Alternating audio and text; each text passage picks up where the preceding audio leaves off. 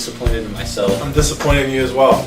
Welcome to Breakroom Bullshit. Yeah, we're here. Yeah, here we are. I'm gonna make this the most boring episode ever. Alright, well why don't you guys go follow our Twitter before we start here at BreakroomBS number 1. That is at BreakroomBS number 1. I mean, you don't put in the word number. Don't put in the word number. BreakroomBS 1. Yeah! Not like the number 1. Yeah. Yeah, there we go. Alright, our SoundCloud is just BreakroomBS, so go ahead and go follow us on there. I don't know why you haven't done it already. You tell them, Gable. Yeah. And then also you can search Breakroom Bullshit on there. It'll pull up the page. Well, Breakroom BS or Breakroom Bullshit pulls up the page. Has the full word in there? No. Breakroom Bullshit pulls up the podcast. Uh-huh. Breakroom BS is the name of the page. Okay.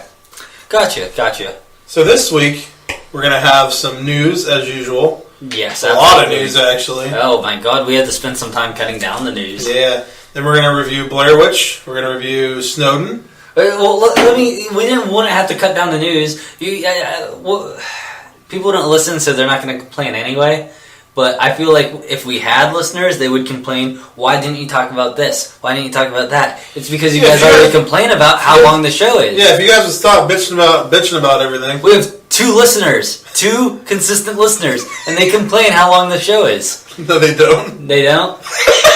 No. Who complains? Oh, wait.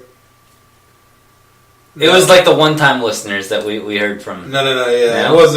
It wasn't any of the consistent ones? No. Apologies, Brooke and Kat. Brooke? You mean Brooks? Dude, it's so funny. He hates when you call him Brooke. I'm sorry, Brooks. No. I should remember it, use a mnemonic and remember it by, Shawshank Redemption. Brooks was here. Anyway, so this week we're going to be reviewing Blair Witch, we're going to be reviewing Snowden, we're going to review, our retro reviews going to be Fight Club. Yes. And we're going to have our top 5 for the week, which is what's it this week? It is, I have no idea because I just made it 5 minutes ago. I think you would have a great idea then if you just made it 5 minutes ago. Yeah, it's the top 5, TV. Top 5 TV shows, comedies. TV comedies. Yeah. I didn't know the technical title for the top 5 list. Yep, so we're going to have a couple fans submitted theirs. It's going to be a real shocker. They submitted theirs a few days ago. Yeah, they were prepared. I just made mine 5 minutes ago. They were prepared. They're better. They should be on the podcast, not me. Yeah, and they're going to be, it's going to be... I'm not worthy. A surprise as to who these 2 fans are that we got there. I wouldn't be able to wield the Dave hammer, the hammer of Dave, because I'm not worthy. Oh, that's true. Except the word I'm pretty great. Hey, I heard you went to Walmart and you were a bitch. Yeah. I went to Walmart and I bought Civil War on Blu-ray, and it was the night it was coming out, so they still had it in boxes. So the lady who was getting out of the boxes would ask people what they wanted, and most of the people were there to get NHL, not even Civil War. And the only other person to get Civil War was this one guy who had a Captain America shirt on, and I was like, high five. He was cool, but... Did you have a Captain America shirt on? I didn't even know I was going to Walmart, to be honest, that night. I just kind of ended up there because we were driving home from my parents because the game was on that night. Do you have bitch tits? Who? Captain America. Yeah. Cool. Anyway, so the lady wouldn't let me hold it, for some reason. She just took it directly out of the box. Can I just touch it, please? I reached to grab it to look at it, and she maybe she thought you were grabbing it away from me. Maybe she thought you were grabbing for her or something, like you're a creepy weirdo. Maybe. Anyway, I didn't know I bought the one without the digital copy, and I like collecting the digital copies and putting them on Vudu so I can watch it whenever, on my breaks at work or whatever. And I went back. I went home and I opened it and went to get the code to put the digital copy in online, and there was nothing there. And then I realized I bought one without a digital copy. Oh, so what'd you do? Well, I went back to return it. I called first and I asked if I could come back and exchange it, and they were like, "Yeah, that's no problem." And I get there, and the lady was like, "Yeah, there's nothing we can do for you." And I was like, well, "Can I talk to a manager? Maybe so they can help me out since you guys kind of told me I could drive down here and do this?" And they're like, "No, they're just going to tell you the same thing." And I got mad with her response, and I was like, "Well, can you go get a manager now? Because I don't like how you're talking to me. Oh, did you say that? Yeah, well, no. Yeah, I thought it. That's pretty hardcore that you thought it. And she's like, I am a manager. So she changed her mind in the middle of the conversation that she wouldn't get a manager to she is a manager now. Ooh. So, I don't know. I just didn't really want to deal with it anymore. I went home and I texted Dave like a little bitch and whined. There's two morals of this story. Number one, Walmart's evil, which everyone is already well aware of. Mm-hmm. So everyone should stop shopping at Walmart. I'm not going to stop shopping. I'm not going to stop shopping at Walmart. But everyone else should stop shopping at Walmart because they're evil. And number two is that Gable is a pussy. Yes. And he didn't simply get his way like he should have. I told him to go back during the day, take your shit in there, and be like, I want to exchange this because it's defective. And then just go pick out the one you want, and at that point the party's dude anyway. But you were like, fuck. You never done that, though. What? You never did that, though. I took back X-Files when it was open. Hmm. I've had times where I take back something open, they just put on a gift card and go get my thing. Oh. Yeah. Yeah, I don't understand because the lady kept saying that she can exchange it for a copy of the same edition. And it was like, if you're going to damage this out anyway because it's open, why don't you just damage it out and get me the one I want and be a good manager like you claim to be? So I don't understand. I don't understand why it makes a difference because she kept saying we can't exchange it because you opened it, but you said I could exchange it for the same one, and the reason for me not being able to exchange it is because you can't resell it. Yeah. Were you gonna resell it if I exchange it for the same one? Like, do you get what I'm saying? You hear that? Is that Marvin the Marsh? You hear this? Is that Marvin? You know what that is not the sound of? The guy. That's not the sound of your balls dropping. That's what that's not the sound of. That's pretty funny. Yeah. Yeah. You don't sound sincere. Alright. You should have had some balls and got your fucking way. You should have bitched till you got your way. You let Walmart win, and I'm really upset about this. Well, maybe next time I'll like crop dust a lady when I walk by her or something. That'll show her. Maybe I'll give her fucking pink eye or something, like far right in her eyeball. Yeah. Let's talk about some news. Let's go over some news here. There's a lot of news to go over. There's like no news. Are you okay. kidding? Let's talk about Mr. Greg Berlanti on the Flash Supergirl musical / 4-show crossover. This is so stupid. I was really mad. I knew they were doing a crossover. For some reason, I must have missed that it was a musical. Well, I don't think they're. I think they're doing a crossover and they're doing a musical between the two.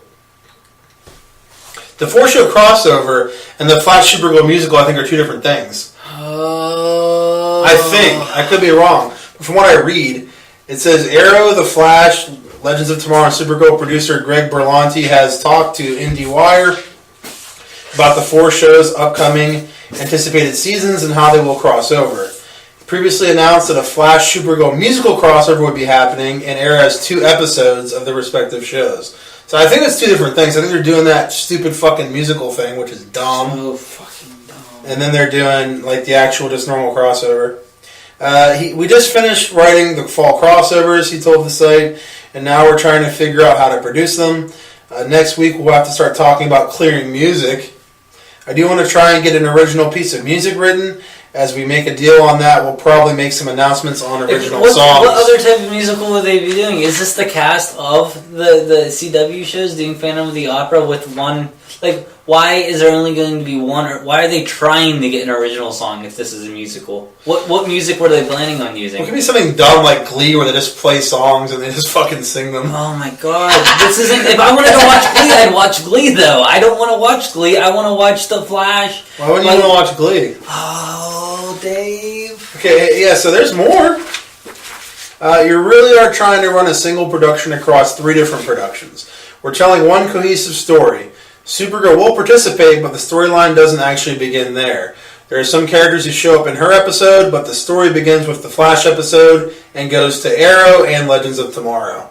So it's all crossing over. I mean, the crossover concept sounds cool. The musical concept does not. Do you think it's going to be like a character's having like a dream or something, and that's why everyone's like it's a 90s sitcom or something where the character fell asleep while working on I mean, like, it's... The Flash. If we're just doing a normal episode and everyone just busts out in a song, I'm like, well, how come they didn't bust out in a song 2 weeks ago or 2 weeks from now? It's just dumb. It's just fucking stupid. They'd have to do something like you just said, honestly. Otherwise, it doesn't make any fucking sense. It would have to be perfectly or purposely cheesy for them to like purposely campy for them to do it. You like Cheese Whiz? Dude, there's Cheese Whiz on a picture of Cheese Whiz on. Is that why you thought of this? Because it's on the back of this chicken and a biscuit. Yeah. Which is the unofficial sponsor of our show. Yeah, they want nothing to do with us. I wouldn't. I want everything to do with chicken and a biscuit, though. Mm-hmm. Okay, moving on. The Superman standalone movie has been confirmed. Earlier this summer, rumors began flying that Superman would be suiting up for another standalone film. Looks like those rumors have been proven true. Henry Cavill's management has confirmed the actor is in development for the much-anticipated sequel. Super anticipated. You think this is like the only reason they're doing this is because they promised that the Batman vs Superman was supposed to be a sequel and everyone was disappointed with that? I don't know. I think they were probably going to do another standalone Superman anyway. You know what I mean? Eventually. I would have hoped so, but... Dani Garcia spoke about her client, I guess that's his agent, and said Henry is filming Justice League now. He's in development for the Superman standalone. He's beginning to expand that world. I mean, there's not much news other than the fact that they're going to make it, which isn't shocking in any way, shape, or form. Dude, we're going to have 2 crossover movies before we even get our first sequel to a Warner Brothers movie. Yeah. A DC movie. Like, we had 2 Iron Mans before we even had the first Avengers movie. Well, that's because they built it properly. They did it right, yeah. Yeah. You don't have to try to force all these characters on me at once. Well, I've been saying forever, like DC, they're impatient and greedy. They want to cash in on Avengers money. So instead of building it properly and making it cool, they're just jumping in and throwing Justice League out there. It's all bullshit. I think it's great. Oh, well, I mean, it's great that they're doing this sequel now. It's not great.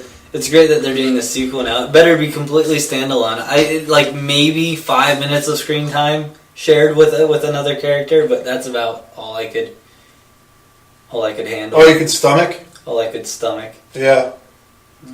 Hey, how's it going? All right. Hey, what's up? All right. Hey, what's the new one? What do you think the next article is about? If you had to guess. I really hope it's about Sylvester Stallone, or should I say Belvester Stallone, in a Rocky or a Baki movie, a new Baki movie. Okay, I don't notice any pattern here with these words and these names. They seem very. I don't notice any sort of pattern here. Oh boy, that's weird. No, it's about the. This is actually kind of funny. It's about Ben Barnes. Ben Barnes. I'm not making that up. That's his real name. Yeah, that's his real name. Ben Barnes. Gable wins. The Punisher is adding Ben Barnes as a series regular. Production is already underway on Iron Fist. Cameras are set to roll on the Defenders, and they're going to be starting up the Punisher, which is going to be cool. Oh, cool. Yeah, they officially ordered the Punisher earlier this year. Obviously, John Bernthal is going to be in it. Yeah, we all knew this was coming. Yeah. I mean, with how awesome his character was, they'd be dumb not to make a fucking show just for him. Yeah, if they would have had more of him, like being like a rebellious badass in that second season, I probably wouldn't have stopped watching it. Yeah. Well, I mean, it wasn't just the Punisher. There's a lot of shit they fucked up in that second season, in my opinion. I didn't think they fucked up the. Oh, yeah. Well, I did say that in the way that they didn't have. Well, yeah. I mean, like, yeah. Gotcha. But that was definitely. He was definitely probably the only good thing that I liked about that show. I love when you say things like definitely, probably. Definitely, probably. Yeah, I say stupid shit like that sometimes. Oh, come on, you gotta make yourself look dumb. I'm just being truthful. I'm just kidding. You're not dumb. I mean, you're not smart. But why are you eating these chickens and a biscuit as we're recording? They can hear this. No, they can't. They're like, I wonder what that noise is. What's this chewing? Yeah, so TV Line brings word that Ben Barnes has joined the cast. It's unclear who Barnes will be playing. However, there's a rumor he will appear as Bobby Saint, the role played by James Carpinello in the 2004 film. Interestingly enough, this character was created for the film and isn't found on the pages of any Marvel comics. That would be kind of dumb, in my opinion. I understand why they're going to take a character from the movie that has nothing to do with Ben Affleck movie? The Daredevil? No, the Punisher movie, bro. Okay. Yeah, Yeah, the Punisher movie. Yeah, they're saying they're going to take a character that was created for the Punisher movie and put him in the Punisher show, which I think is kind of dumb. It is kind of dumb. That's just me. That's just me. What do we got here? Boy. What? Did you didn't watch Jessica Jones? Did you just Punisher? Not yet. I Daredevil? just watched Punisher so far. Daredevil. It was really good though. I loved how they portrayed the Punisher in his own series when I watched it. Yeah, how'd you feel about Elektra? I want to fuck her. Other than that, I hate her a lot. But yeah, I couldn't stand her. That twist at the end that you told me about got me really annoyed. Whenever I met her, I was like, "You're really hot, but I really hate you." Mm-hmm. You met Foggy too, right? And she's like, "You don't exist to me." Yeah, I met Foggy. Did I tell the story about? I told the story about when I met Foggy. You did? I thought I did. Refresh us real quick then. No, we're not going to do that. But here's what I'm going to do. Yeah. If I didn't tell the story, someone tweet us and I'll tell the story next week. Cool. Yeah. Yeah. All this time you could have just told the story by now. Nah, that wouldn't be as fun. That's true. Yeah. This way we're actually testing the fans. I'm pretty sure I talked about that Comic-Con I went to and everything I did there. Yeah, if you guys like our show, though, feel free to share us on your pages. Because we just got like an overwhelming amount of listeners last week. Oh my god. I think we were up to 3 listens. We really dropped down. I can't figure out who numbers 1 and 2 were. No. God damn it. If I didn't care. Brooks, Cat, talking to you here. What? They listened. They're the ones they that did. That's what I'm saying. Hey, you want to talk about some news about Mr. Sinister? Sure. That's too bad. Because I don't know a damn thing about him. Apparently Mr. Sinister has been confirmed for Wolverine 3. Yeah. Oh, yeah. I did hear about that. The mysterious post-credit scene for X-Men Apocalypse that had kind of a tease that showed Essex Corp. Which naturally means the villain Mr. Sinister is on his way. The commentary track on Apocalypse, I guess Kinberg and the director Bryan Singer, they mentioned in the commentary track that he's going to be in Wolverine 3.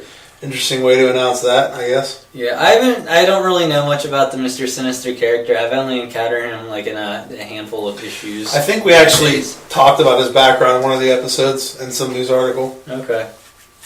It stands to reason that Sinister's role in the film will be tied to the creation of X-23, the young female clone of Wolverine, also along for the film's road trip. Dude, you definitely think this has to be a way of them setting up a new Wolverine so they can recast Hugh Jackman with X-23. You think so? I think so. I'm really hoping for it at least. Who should play her? Scarlett Johansson? Oh, we know Alexa Bliss. Oh, Alexa yeah. Bliss. Oh, please, Alexa Bliss. Please be Alexa Bliss. That'd be really great. Yeah. That'd be really great. Yeah, especially if she sat on my face. That'd be nice. My face would make a great seat. All right. Let's talk about Bryan. Apparently, Bryan Cranston wants to play Mr. Sinister. I don't know who that is. He's not going to be in anything important, so I don't even know why we're talking about that. He's going to be... He's the new Zordon. He's the new Zordon. It's going to be great. What's the Zordon? Is that like Big Bad Beetleborgs or something? Oh, he is... You'll see, Dave. Okay. You'll see. In a recent interview, Bryan... Okay, what? I was going to say about Bryan... in reference to Bryan Cranston. Do you think that we're going to get a new trailer for Power Rangers anytime soon? What do we do? We got a trailer? Do you think we're going to get a trailer for Power Rangers anytime soon? Yeah. How soon? What is it? September? It's September. It comes out in January. September, October, November. 30 days out of September. I definitely feel like a teaser should have come out by now. 30 days out of September, April, all we have November. Is an image. All the rest are 31. We have like 2 or 3 images. February's 28, 29 leap year. What? All we have so far is the logo for the movie. Yeah. And like 2 or 3 images. Maybe they're taking their time. Maybe. I don't think maybe they are. Maybe the Blue Ranger got like ass raped on set, and like they were like, "Well, we got to postpone production," because like rumors kept going around that he was gay or something, and everyone was like, "Yeah, I guess we should probably." Jeez. I mean, it's true. That was the old Blue Ranger. I got confused. I don't know, I thought maybe he was like flashing his ass around. I don't think he got ass raped on set though. No, maybe he was flashing his ass around at the wrong gay clubs or something. Oh boy. Oh no. This joke could go so bad. Let's move on. And someone like followed him to the set after they were like some club. Oh, okay. And they thought he was a twink and they didn't know what it was, so they looked it up online. Dave convinced me to look up twink because I didn't know what twink was. Never have I seen so many inappropriate pictures on Google Images. It's really funny. All in one place. There wasn't a single other thing rather than, like, dicks. It was just all dicks. It was just a bunch of skinny, neat-looking guys with dicks hanging out. Oh my god. I don't understand why you were like, hold on, I don't know. Why'd you, like, take screenshots of it? I didn't get that. That was kind of weird. I mean, there's all kinds of gay porn for scientific purposes only. That's nice. Yeah. Aw. Let's see here. What was I even talking about for you interrupted with some sort of butt play? What were we talking about? We were talking about Bryan Cranston. Bryan Walter White. Cranston. His name was Bryan Cranston. In a recent interview, Bryan talked about which villains he'd like to play. Guess which one he said? Wrong. It's Mr. Fantastic. He's not a villain. He's a baby face. He's not a heel. He's his face. He's a face. Mr. Sinister has always been someone, he teased, that he'd be very cool to play him. However, the actor stressed he is still interested in taking on an original role. I'm interested in creating a role. This is where I was like, alright, this guy sounds stupid. I don't like him anymore. Yeah, he started sounding pretty gay. I'm interested in creating a role. I love to do something that hasn't been done before, Bryan said. Oh my god. Like, who cares? Like, shut up, dude. Do you think he's going to have that take on Zordon? Hopefully. Do you think he's going to fuck up Zordon? Hopefully Zordon is like... fuck up Zordon. Hopefully Zordon is like a Volkswagen Beetle that just like transforms. Don't fuck with me. Zordon was the face, right? Yeah. Yeah, okay. The floating head. Dude, it's going to be Max Headroom. Is that that guy's name? What the fuck did you just say to me?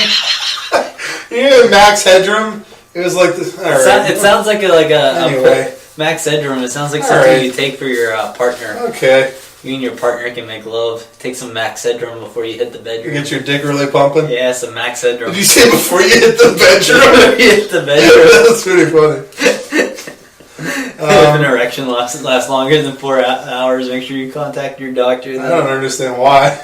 Because you took too much Max Headroom. I mean, but that's a good thing, right? Just keep on going. Just keep on going. Especially if she says no, just keep on going. Tom. Moving on. Can we go to the next topic here? I would like that. Why would you like that? Shut up, go. Spider-Man. Could Spider-Man be visiting the new Avengers facility in Homecoming? Oh, damn girl. Could he? He could be. Okay, let's read on. Move on. Tom Holland posted a photo of him and 2 friends. Is this just like 2 buddies? What if that was just the end of the article right there? He posted a picture of him and 2 friends. Next. Okay, so he posted a picture of him and 2 friends visiting the Porsche headquarters in Atlanta, Georgia. So, like, what? That's that thing Ant-Man that broke into, Can right? he just, like, yeah, they all broke into the Porsche headquarters to steal some fucking Porsche secrets. No, that's the. Do you know what I'm talking about? Can I read on? Can I finish? I don't know why you stopped. The Porsche facility partially doubled as the new Avengers facility when Civil War was shooting in Atlanta. The Porsche headquarters, I'm pretty sure, is where they all had the party. Like the swanky compound that was created by Tony Stark and a promise to house the team's shenanigans. Whenever Ultron went crazy? Yeah, I think that's what it was. Gotcha. So apparently the Porsche facility doubled as that, so some fans are thinking that Tom could be dropping a hint that Queen's wall-crawling vigilante is taking a trip to the compound in Homecoming. These rumors are only being fanned by the recent arrival of Robert Downey Jr., RDJ as I call him, to the set. Fans are speculating the Playboy billionaire will host Spider-Man at the facility. What's the current? It's not shocking at all. What's the current Avengers headquarters? It is that place that Ant-Man broke into, correct? There's that place, but then there's also the place that they hang out. And that is that Porsche place. Yeah, so I don't... Did they name it? Like, I don't even know what it looks like on the outside, do you? Which one? The Porsche headquarters? Well, that was the one I thought that had... That was the one that was the Stark Tower that had the A on it. So it's part of Stark Tower. They turned Stark Tower into their Avengers hangout. Oh, okay. So now it's Avengers Tower. Yeah, I think what it is Avengers Towers, they just, like, hang out and fuck, and then, like, The other place that Ant-Man broke into is where they get down to business and they're like training and like getting ready for missions. Scarlett Johansson in there? According to GIFs online, it's been confirmed. I think everyone has seen that GIF. It was a well illustrated GIF too. I mean, who hasn't put a lot of time into that? Yeah, they did. Who hasn't searched for Hulk rapes Scarlett Johansson? I don't think it's called that. She clearly did not want it in the GIF. Okay. I'm just saying. Hulk smash Scarlett Johansson. Hulk smash. Alright, we only got 4 articles left. We're doing pretty good on time. Do you think the Vision, like Cyborg, fucked, what's her name? Scarlet Witch? Oh my god, well, I want to fuck Scarlet Witch. She's an attractive woman as well. Yeah.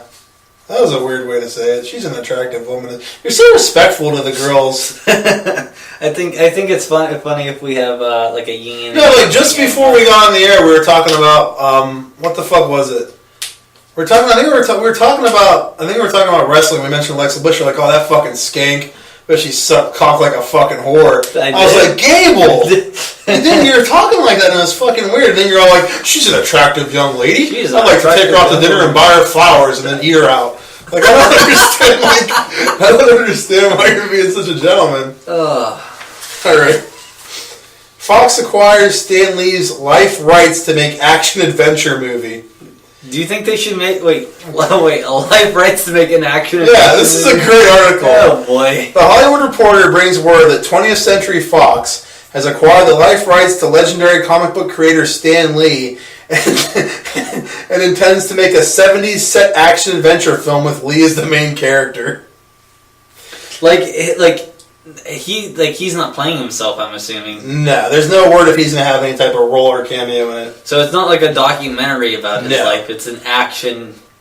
This sounds really fucking weird. Power Rangers producers Marty Bowen and Wick Godfrey are attached to produce the project. They're on it? Yeah. I have no idea who they are. Which the Power Rangers producers for the movie. I understand. Okay, well, you know kind of who they are. They're the producers of the Power Rangers movie. But if you were to tell me their names, I don't know who the fuck they are. I don't think anyone would. They're describing as having a similar tone as Kingsman, The Secret Service, and Roger Moore, James Bond movies, which were noted for their campy nature, over-the-top scenarios, and one-liners. So that's some interesting bit of news. I really want to know how many girls Stan Lee's fucked, though. Wait, did you see Mallrats? No. Oh, never mind. The only Kevin Smith movies I've seen are Clerks. There's something else I can't remember. Dogma. Zack and Marie. I think that's it. Yeah, I like Dogma, though. You really need to see all the other ones, too. I would like to. Okay. Does that come in a box set? No. They should. I think you get a box set with like maybe 3 of them, but not like... Like, I would like a box set that would have like Mallrats. You need to get a View Askewniverse box set, which is all the movies that encompass Jay and Silent Bob stuff. Yes. Yeah, like Clerks, Mallrats, Chasing Amy, Dogma, Jay and Silent Bob Strike Back, and Clerks 2. Right, but that does not exist of your knowledge. No. It should.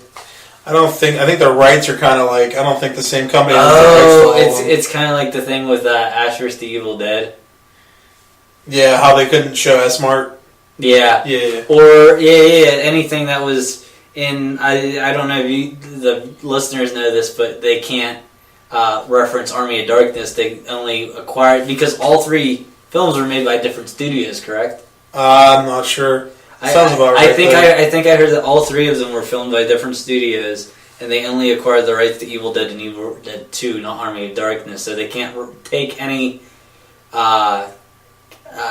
information that seems like, why would they get the rights to Army of Darkness? That seems like the main influence for Ash vs. Evil Dead. I guess maybe the studio just doesn't want to play ball, or they couldn't work a deal out with them. I couldn't ever imagine a studio not being cooperative. That's weird.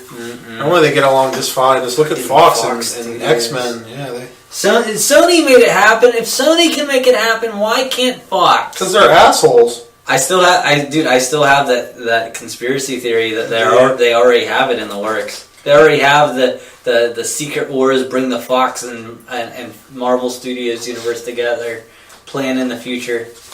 I think he might be absolutely 100% correct.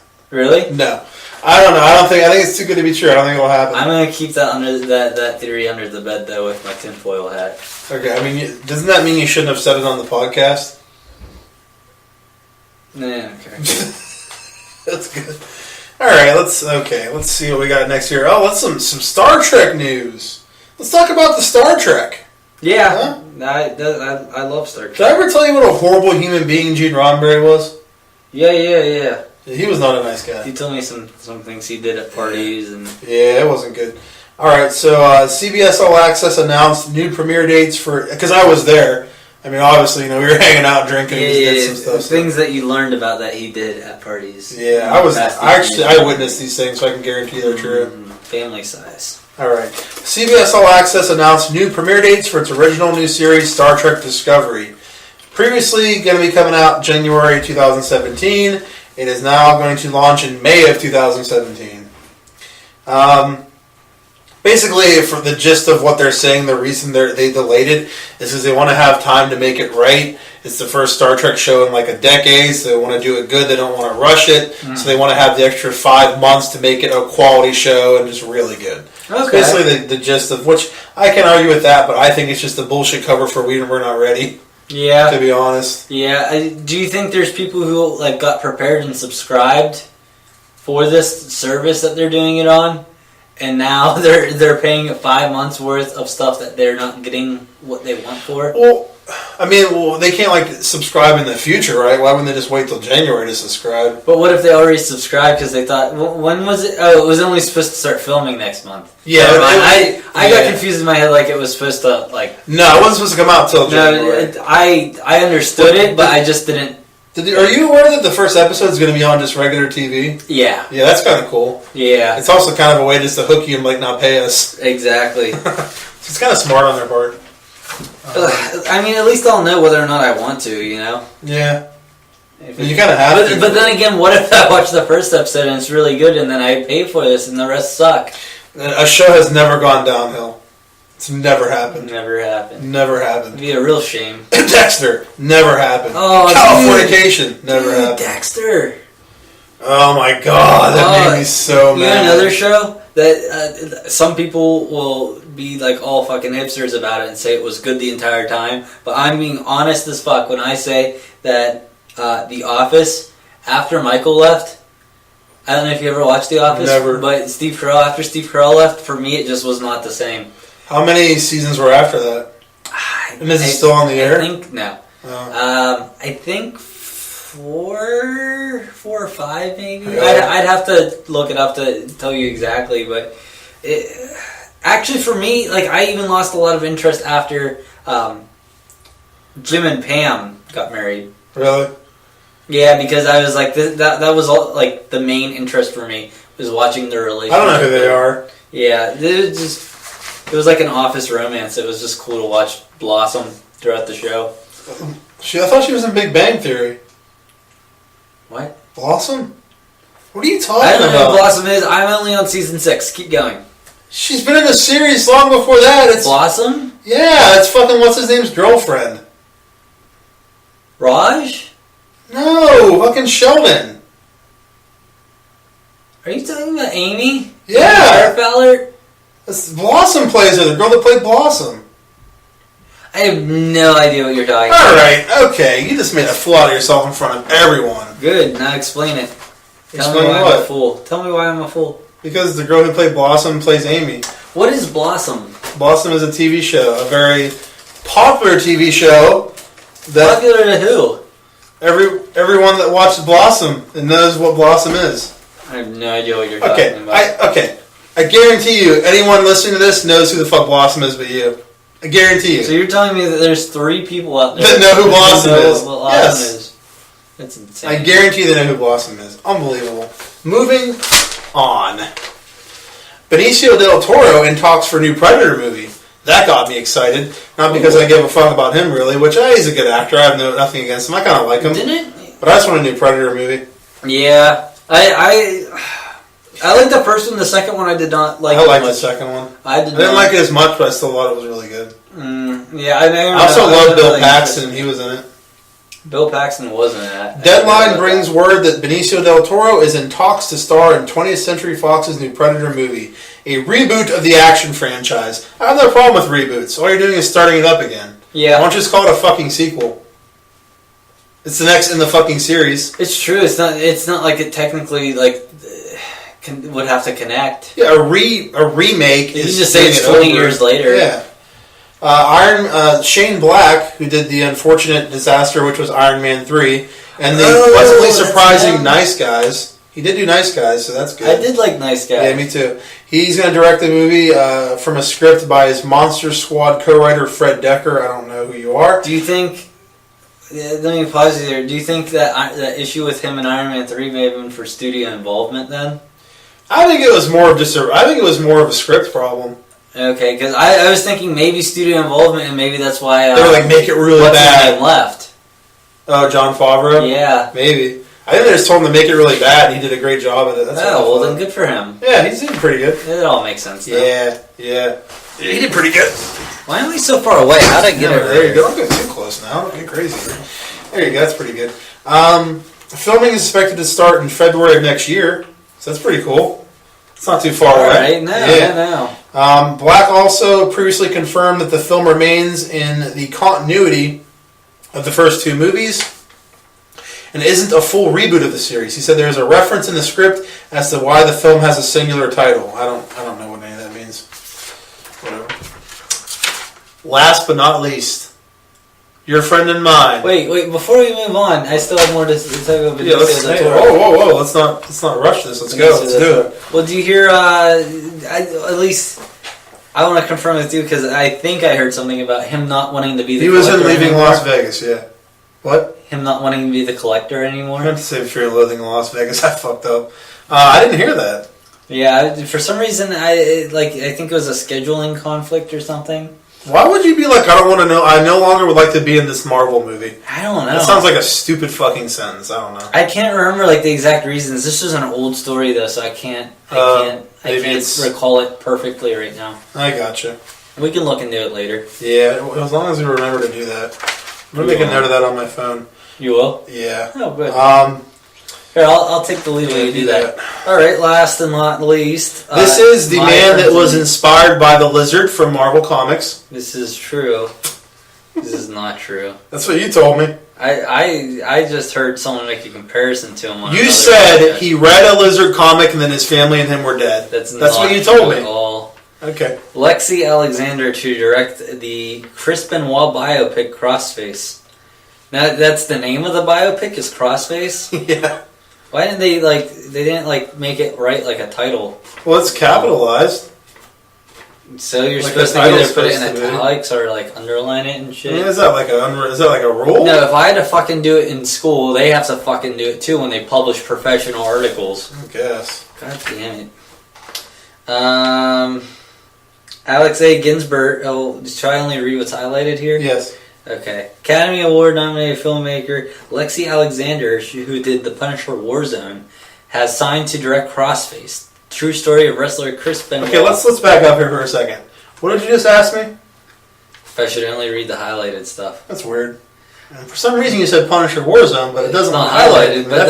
But that's strange. That's something I would want to know. I would have highlighted. I was fucking with you. Dude. Oh, okay. You just can't follow directions. Based on the book by Matthew Rendazzo V. Good job. Should I say them? You didn't even highlight the name of the book. What if people want to know the name of the book? All right, go ahead and say it. Go ahead and say it. Let's just read the whole fucking thing. Why not highlight anything? Just read it all. Ring of Hell: The Story of Chris Benoit and the Fall of the Pro Wrestling Industry. I need to have trouble reading it. That's why I didn't highlight it. No. Well, you didn't know I was going to do it. I know things. No, you don't know shit. That's true. Crossface. Okay. Crossface will tell the story of Chris Benoit as he struggles to maintain his family life and death, while the pressures of wrestling cause him to spiral out of control. Benoit was a well-respected world champion wrestler who, over the course of a weekend in June 2007, murdered his wife and son before taking his own life.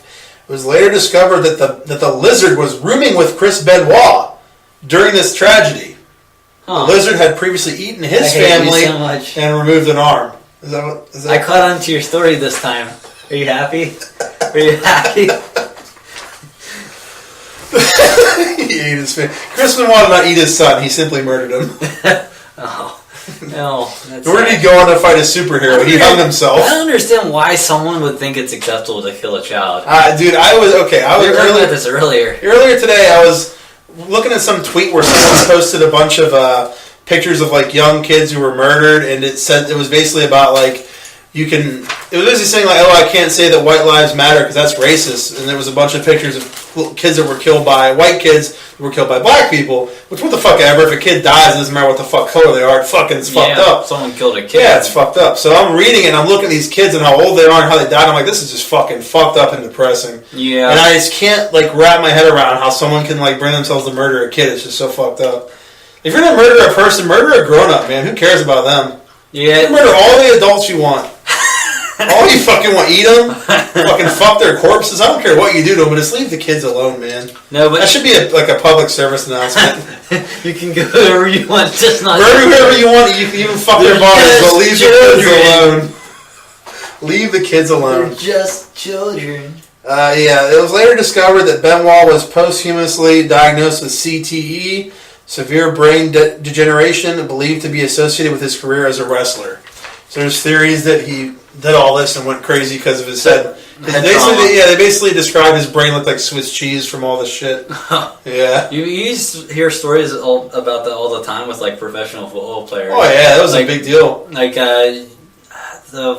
Junior Sue or whatever, the guy who killed him. Yeah. We make a joke about him with one of our friends one time. Yeah, I think so. I remember what it was. It was really fucked up and funny though. Well, I'll think about it. I'll text you later if I remember. But yeah, I know there was at least one football player who, I think he killed himself or killed someone else and put in the note to donate his brain to the people that study that whole thing, the post-concussion syndrome or whatever that shit is. But yeah, that wraps it up for our news for today. Sports trauma. Ending it on a happy note with people murdering and killing themselves. Yeah, that's pretty cool. But we're gonna go ahead and take a break, and we'll be right back with some comic book stuff. All right, sound fun, Gable? Yeah. All right, cool. All right, we'll be back. Stop.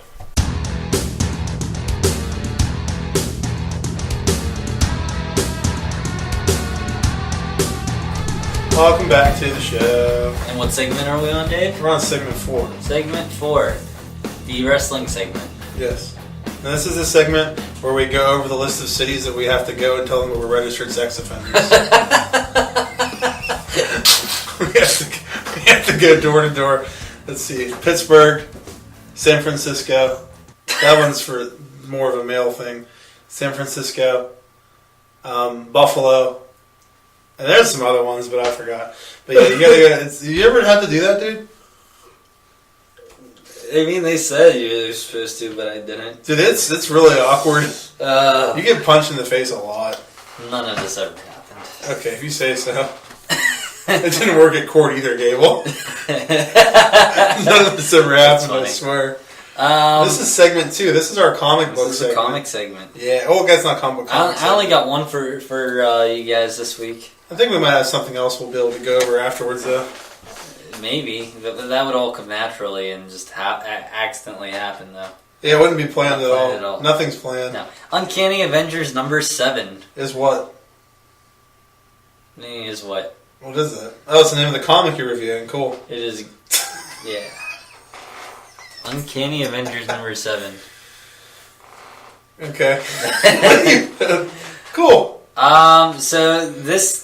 Am I good to start now? I feel like I prematurely started. I don't know. Prematurely do a lot of things. Yeah, I do. You can go ahead. Anyway, unequivocally? Unequivocally. Is that what? Unequivocally. Alright, Uncanny Avengers number 7. This was a tie-in to a storyline I think I previously talked about on the show called Standoff at Pleasant Hill. Okay. Too far away. Move closer. I'm sorry, guys. You move the centimeter, get a little bit more. A little more? There you go. Alright. Yeah, I mean my centimeters. Yeah.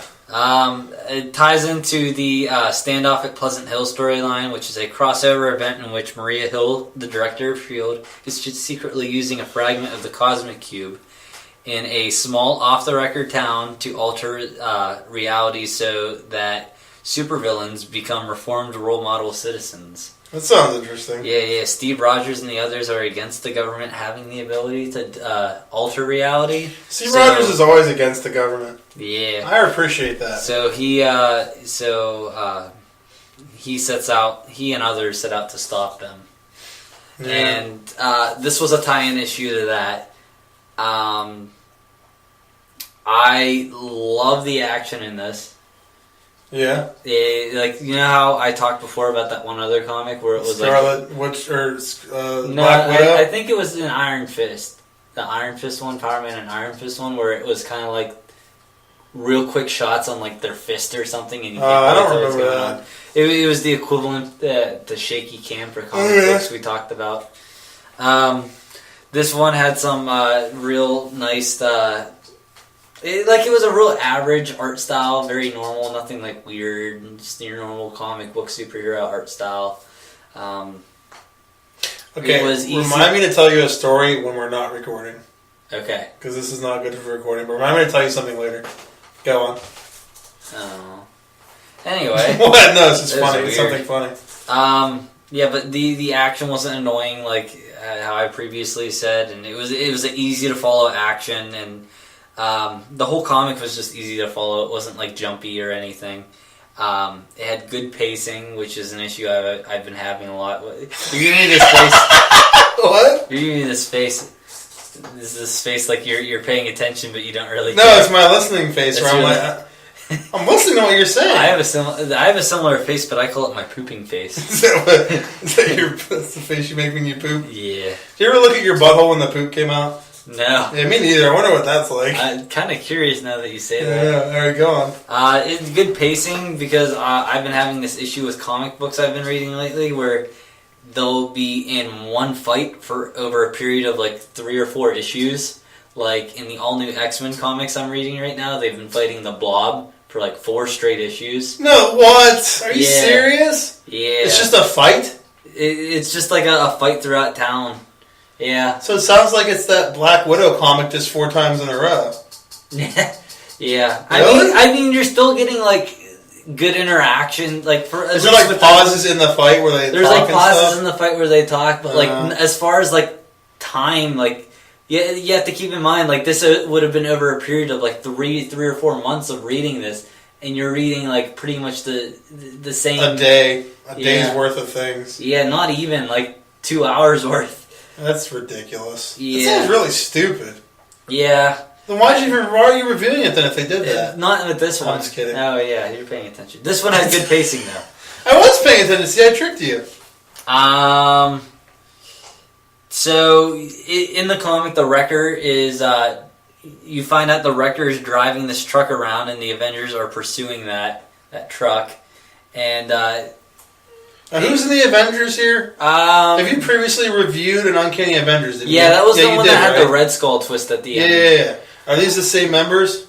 Yeah, well, I really liked like with a lot of team things you don't really get to know the individual characters all that well. You really only for some see the them working together as a team, but that means nothing if there's no individual build to who the individual characters are, and this opened up with some personal issues that Quicksilver was having with wanting to see like his sister, or Dr. Voodoo having his brother want to come back to life. We'll rename again the characters in this Avengers in case. Synapse was the Asian one you wanted to fuck. Yeah, I still do. I know Steve Rogers was leading this one for a while, but Gable seemed to take over as leader. Now he's like the fucking consultant or something. Yeah. Deadpool's in this. Quicksilver, Dr. Voodoo. Deadpool's in it. Was he in the other issue? Yeah. He wasn't he didn't have much, he's not a main character. He's really there more for the comic relief. No. Yeah, well, of course. Deadpool's not funny. He's great. Anyway, Johnny Storm's in it, since he has to do stuff now that what's-his-name's God. Oh yeah. Reed Richards is basically God now. Who else am I missing? Rogue's in it. That's like there's the Unity team, so they're out to put a good public image of different superhumans working together as a team. Yeah. Like Inhumans and mutants and just normal superhumans. But yeah, Cable's leading the team now.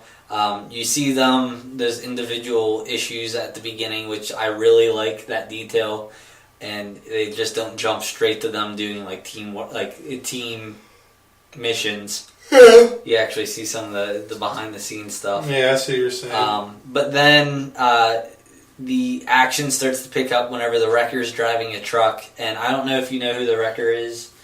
Do you remember a team of Spider-Man villains who were all part of a construction? The Sinister Six? No, Fuck you, man! I thought I had it. Construction crew. You didn't let me finish. Oh, you didn't let me finish. Maybe you would have answered it right. You didn't let me finish, is what I'm saying. No. The Sinister Six construction men. No. That's too bad. Aren't they the ones who sing the YMCA? You're being a racist against the gay community. Stop it. I don't think that's necessarily true. Stop being anyway, hateful. The Wrecker's driving a truck, and you saw the Wrecker in a few issues ago. He was... I didn't even read him. How did I see him?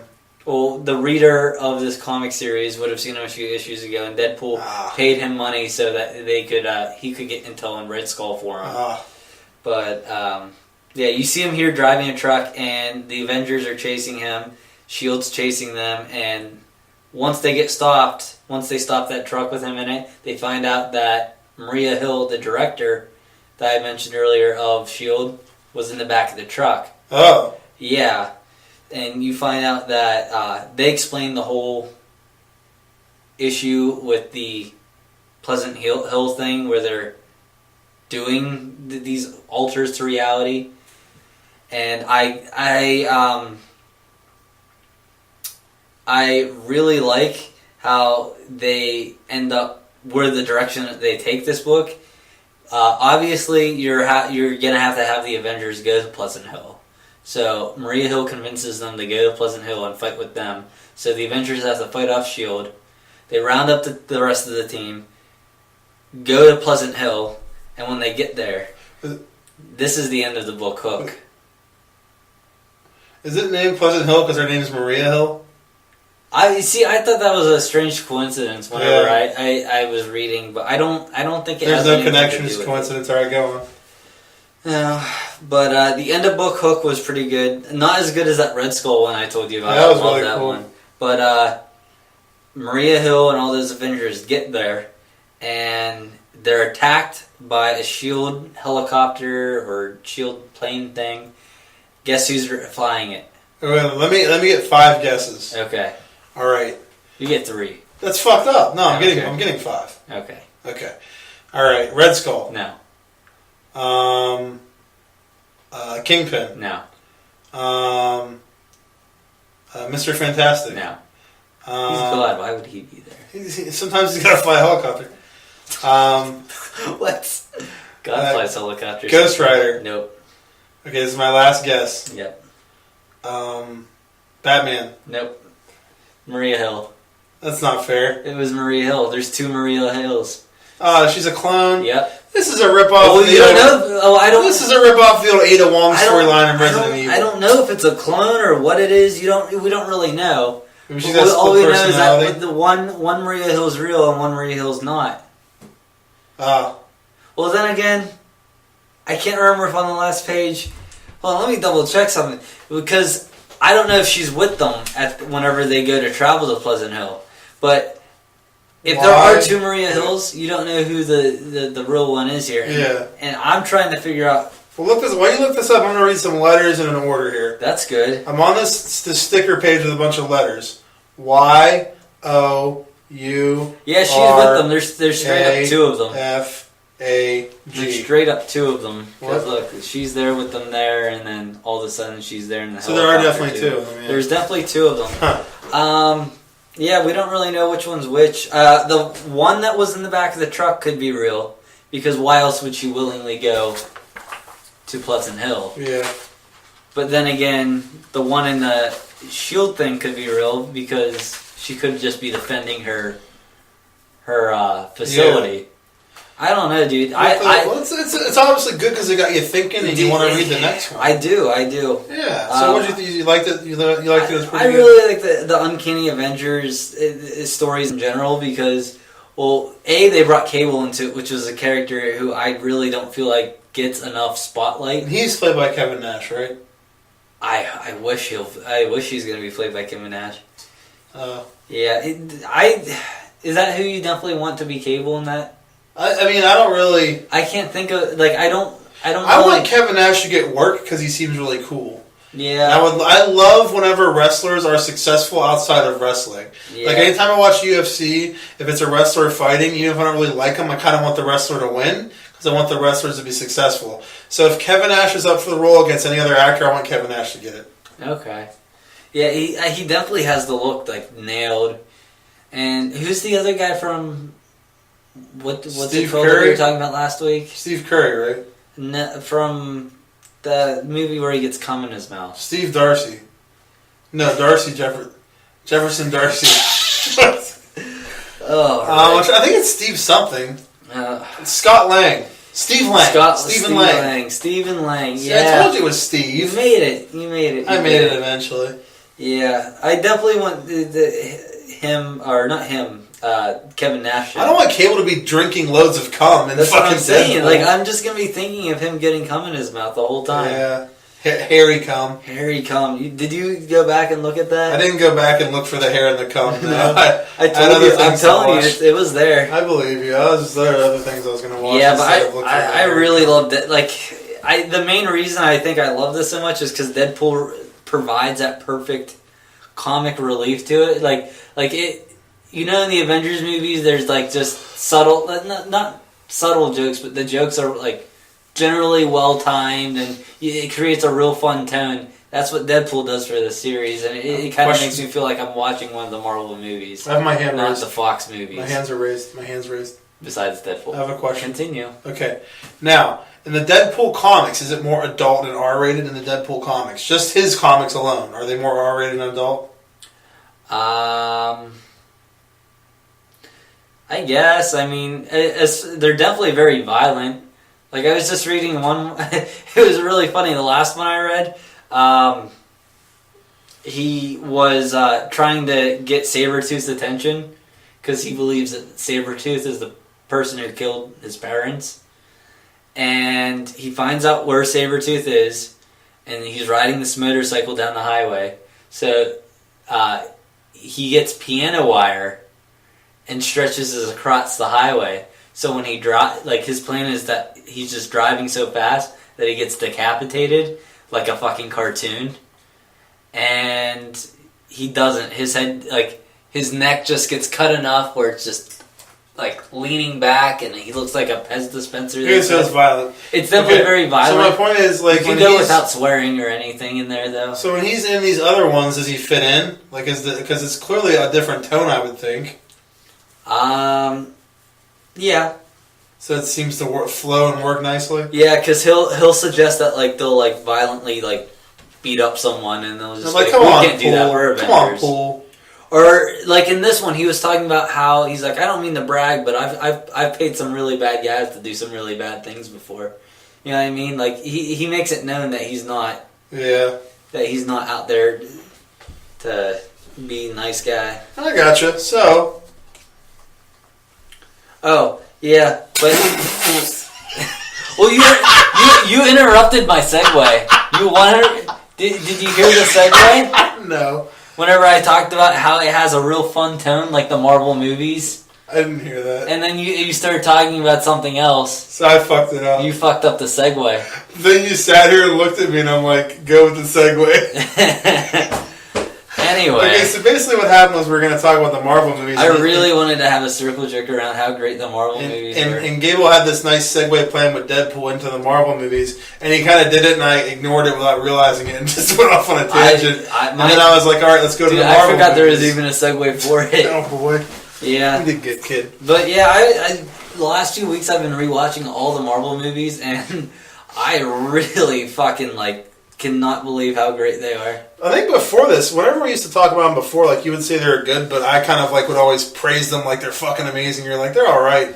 Seems like you have a better appreciation for them now. Yeah, I rewatched. Well, I've watched all of them before, Yeah. but the older ones I haven't gone back and watched for a while, like Iron Man 2, and I went back and watched them, and they're just fucking great building blocks for our franchise. Iron Man 1 and 2 were so great. They were. They were really great. Incredible Hulk is amazing. It's a shame what happened with Iron Man 3. That's You know what I didn't watch? I should have put in Iron Man 3 and watched that fucking featurette.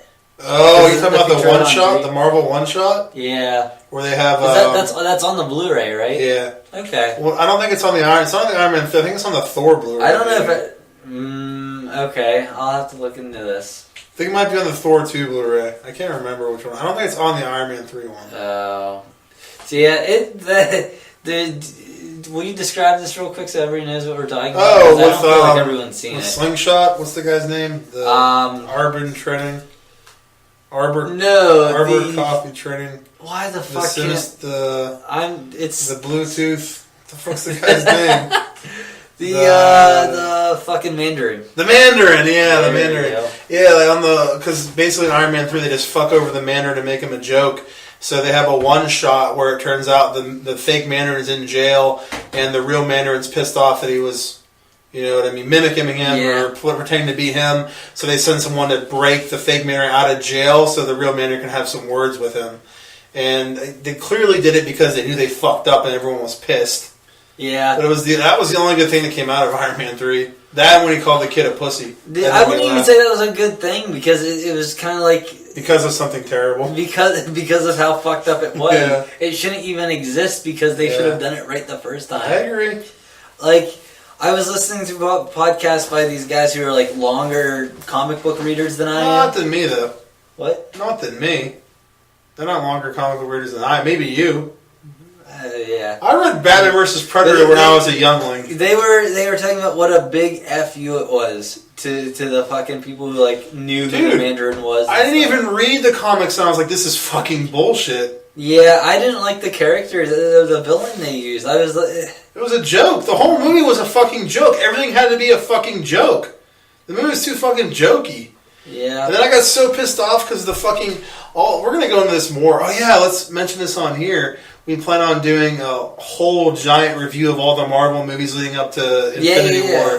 When we get closer to Infinity Wars 2 years from now, hopefully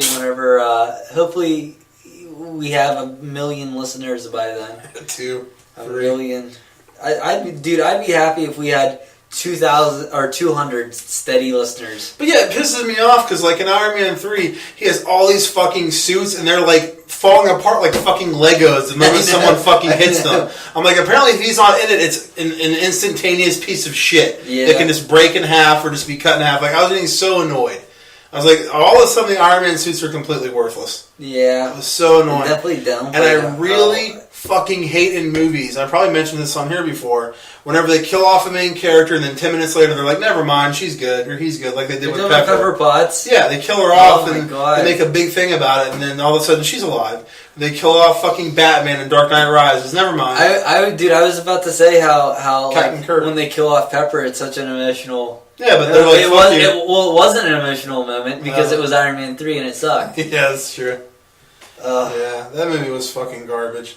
The Thor movies, I love the Thor movies, dude. Maybe because I'm partial to Natalie Portman and I just want her. They're not bad. I'm not gonna lie, they're lower on my list, but they're not bad movies. I love them. For a Marvel movie, they're not. I don't want to say they're not what I want them to be, but they're definitely not as exciting to me as the other movies are. We're definitely differing on opinion in that.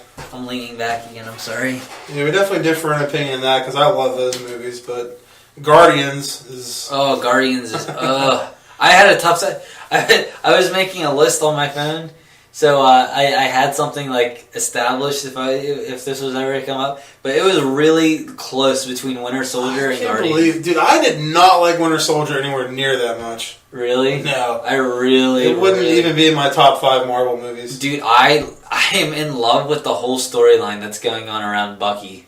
Yeah. From start to finish, anything involving Bucky. Yeah, you said something about wanting to fuck a metal arm or something. I wish I had a metal arm. Yeah. I wish I had like a my metal top 5 would include Guardians, Avengers, Captain America, probably Avengers 2. Dude, the visuals alone in Guardians makes it a phenomenal movie. Everything about that movie's amazing. Like when it opens with Peter on that fucking planet, like just the shots of the planet. Dude, I love the wide shot when he's dancing when the title comes on. It's so cool. Dude, that movie is fucking great. It's a great film. It really is. It's a really alright movie. What other ones were there? Super alright movie. Yeah, what other Marvel movies did you watch? I watched Ultron and I was really kind of getting bored with it whenever I was getting... Yeah. I like it. The first time I saw it, I was really excited, but that may have been like shiny new toy syndrome, but I definitely was not as impressed with it second time around. Yeah, I've watched it at least 3 times. I still love it, but this is my issue with... I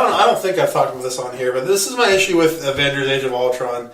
Like, you go from the Avengers, which is a movie with fucking aliens invading the Earth, trying to destroy the Earth and everything. It's like this huge scale movie to a robot trying to destroy the Earth with a part of the land, a city. Yeah. Like it's not really a build. Like Age of Ultron should have been the first Avengers movie. That should have been the villain in the first one. The second movie should have been this one, leading into Infinity War, which is massive. Like they fucked up the build. Like they went from huge to smaller. Right. So naturally, people are going to be less. Like they're not going to. So you see the Chitauri and like Loki flying around New York City, and shit's getting fucked up. Like that's a perfect lead into Infinity War. Right.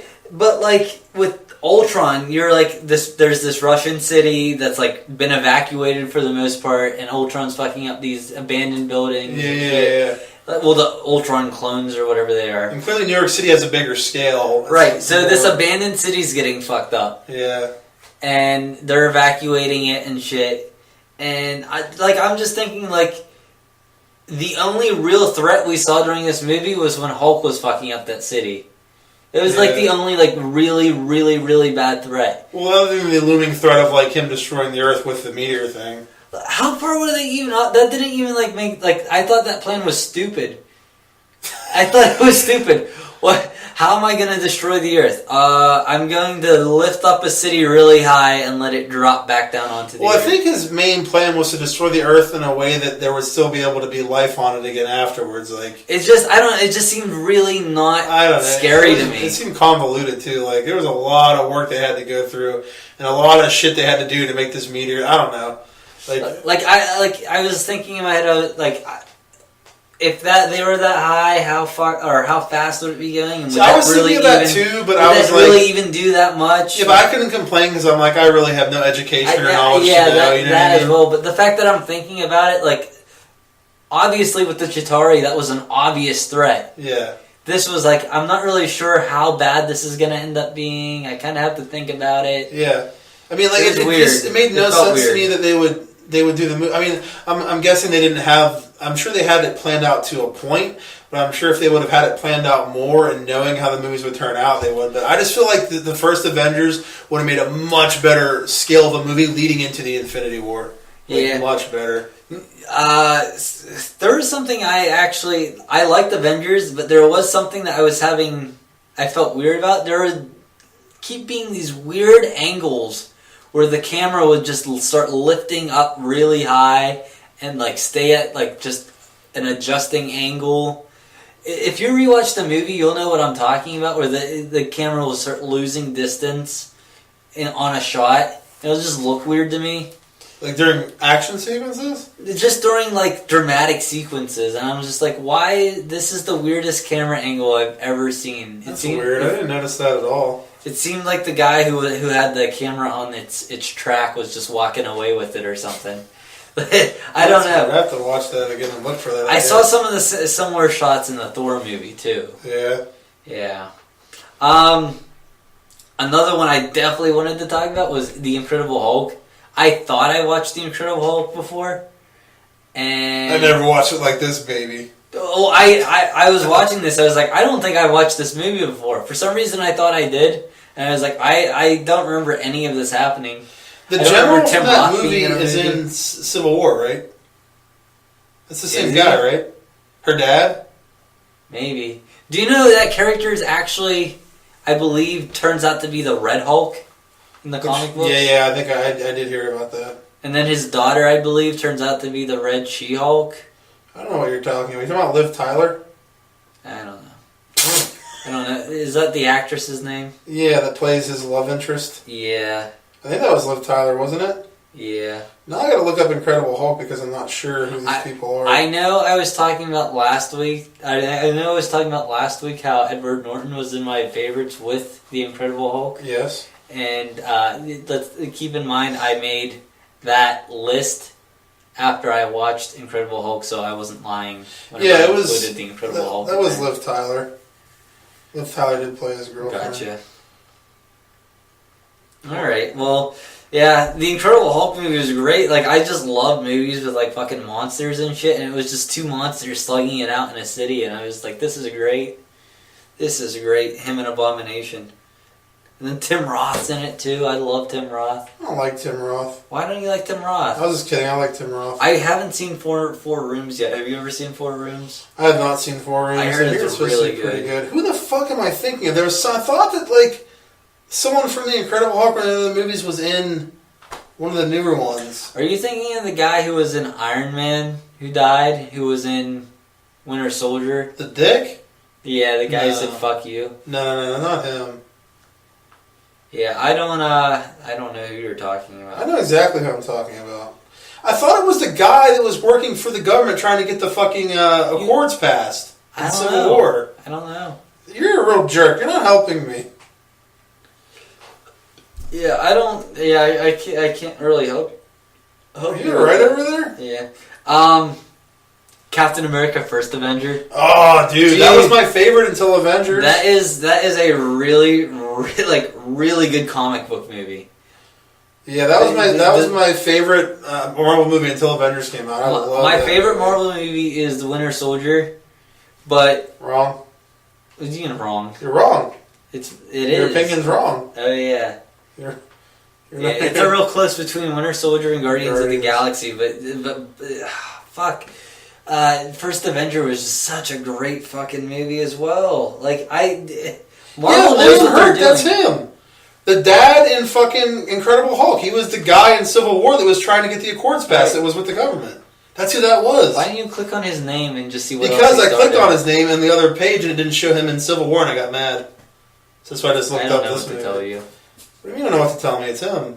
It's crazy. Why don't you just click on? I know who it is. I looked at them. I already saw him in both of them. What are you talking about? Why did you look? Why would he not have been right there like that? I just confirmed it. That's why I'm looking at it. But it took you forever. Because I couldn't find who he was. I had to scroll through Incredible Hulk to find who he was. Really? They had it that low? What? They had him that low? He was like a main character. Dude, I don't know what to tell you, bro. Okay.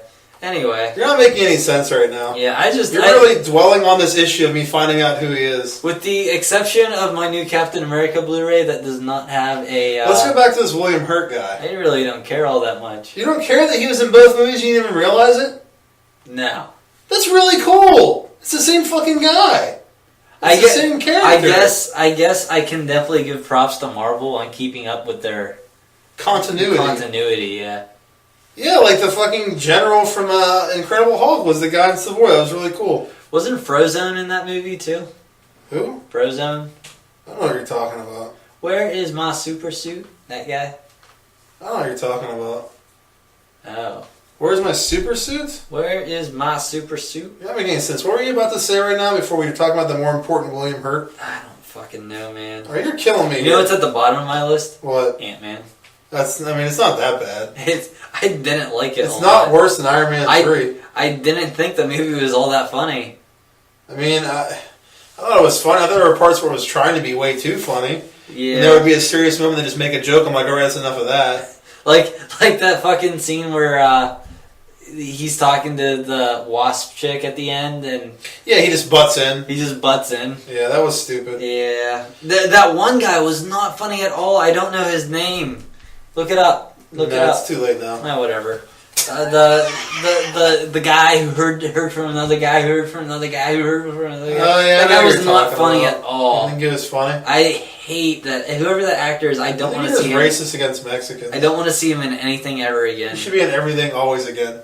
Paul Rudd. All right, that's enough of that. I like Paul Rudd in Civil War. You can say it. Go ahead. Yeah. He was good in Civil War. That's it. I think the Ant-Man character plays better as a supporting character than a main character. Disagree. All right, let's see here. So we're gonna go to break now, right? Or you have more? No, I'm done. You have more Marvel Cinematic Universe? I'm done. Anything else you want to come on? No. Maybe next week I'll watch Civil War. I haven't watched my Civil War Blu-ray yet. I don't have a digital copy. That's a shame. Why not? That's not why I didn't watch it. Why don't you have a digital copy though? Because I'm a bitch. Oh yeah, that's right. All right, we're gonna go to break and we're gonna come back with some movie reviews. I'm a bitch. All right, you're a bitch. We'll be back.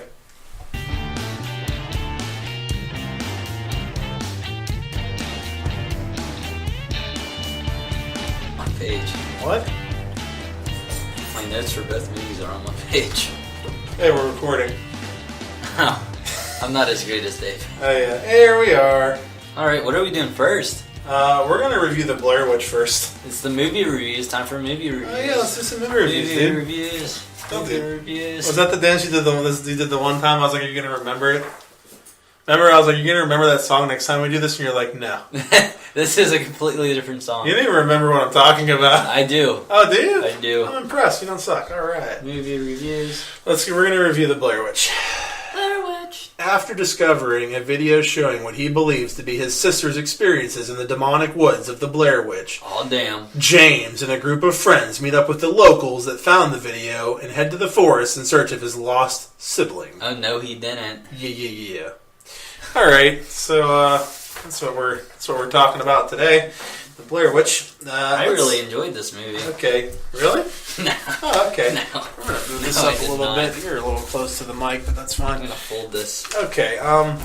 Let me start off by saying I have no idea why he thought the girl on the tape was his sister in the beginning, because it looked absolutely nothing like Heather. Oh, yeah. Did you notice that? The movie starts out with like a clip from like the footage. Well, it's not the footage from the first footage. one. It's just not different random footage. It's footage that this person said they found after the first movie. Do you think that? Well, do you think that was like he authentically found that? Or do you Well, think later in it's the movie they bring that up, and he's like, "Did you fake it?" And they don't really say. I don't know. I think it was authentic. Yeah. But yeah, he's watching the footage, and I'm like, this looks like some fucking burn victim with a really weird looking face that looks nothing like her. I was like, why does he assume this is his sister? And I was really confused by that. The characters really annoyed me from the beginning of the movie, like the four friends. It just annoyed me. The four friends didn't annoy me as much as the two weirdos. Dude, I was the other way around. I was more annoyed by them than really. I think it was Lane. I thought. Well, I guess they were all really annoying. Never mind. I take it back. They were all really annoying. Okay. I was just not like I liked any of them. Like they kept being douchebags to like Lane and Talia, the two local ones. It was just really annoying me. Like, why do they keep being such assholes? Dude, I don't know. I the whole time I was thinking like, why are there so many people in this group? Yeah.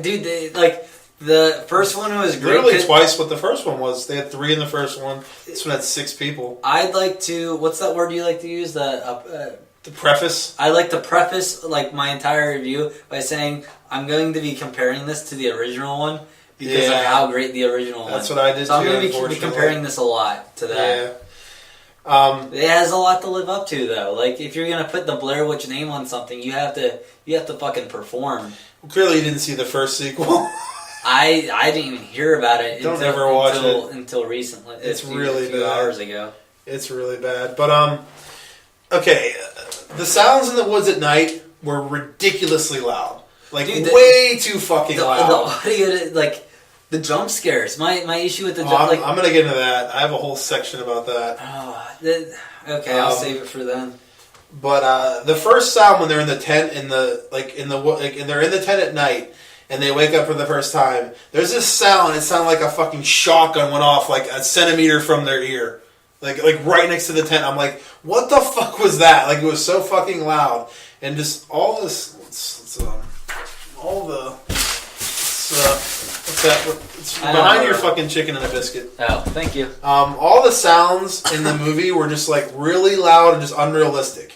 they were so loud to the point where it took me out of the movie. And it took away from the scariness, if you will. Yeah. Like, I'm watching it, and I'm like, it's so fucking loud. I'm like, what is it? What even is that? So you're talking about, like, even I'm whenever not talking she's about. walking? I'm not talking about when there were just jump scares. I'm No, talking about. right. I'm talking about when they're walking through the woods and it's just like bang, and it's like, was there just an explosion next to her? Or like when her fucking leg cracks. That's in here too. Should I save? We'll save that too. Just tell me save it anytime I start talking about something. Yeah, we're gonna save that. But there's a part when they're in the woods. And there's just two of them, and they're walking around, and like you hear these noises. It sounds like fucking Godzilla or a T-Rex is like walking around. It sounds so loud. I'm like, what the fuck even is this? I completely agree. Like, I thought it was silly. Like I don't know. It sounded like they had better audio equipment than they actually did, or they like the sounds just happened to happen right next to the microphone or something. Yeah. Okay, I'm with you 100%. I have this rant here. Well, this is going to go into the jump scare thing, but like, this movie was nothing like the original movie. It was a completely different type of movie. No, it was more the modern day. Yeah, the original was like a super realistic. It was really realistic, which was what made it scary. Like everything in it was subtle. Was that rated R? The original? Yeah. Is this rated R? Yeah, they're both rated R. Okay.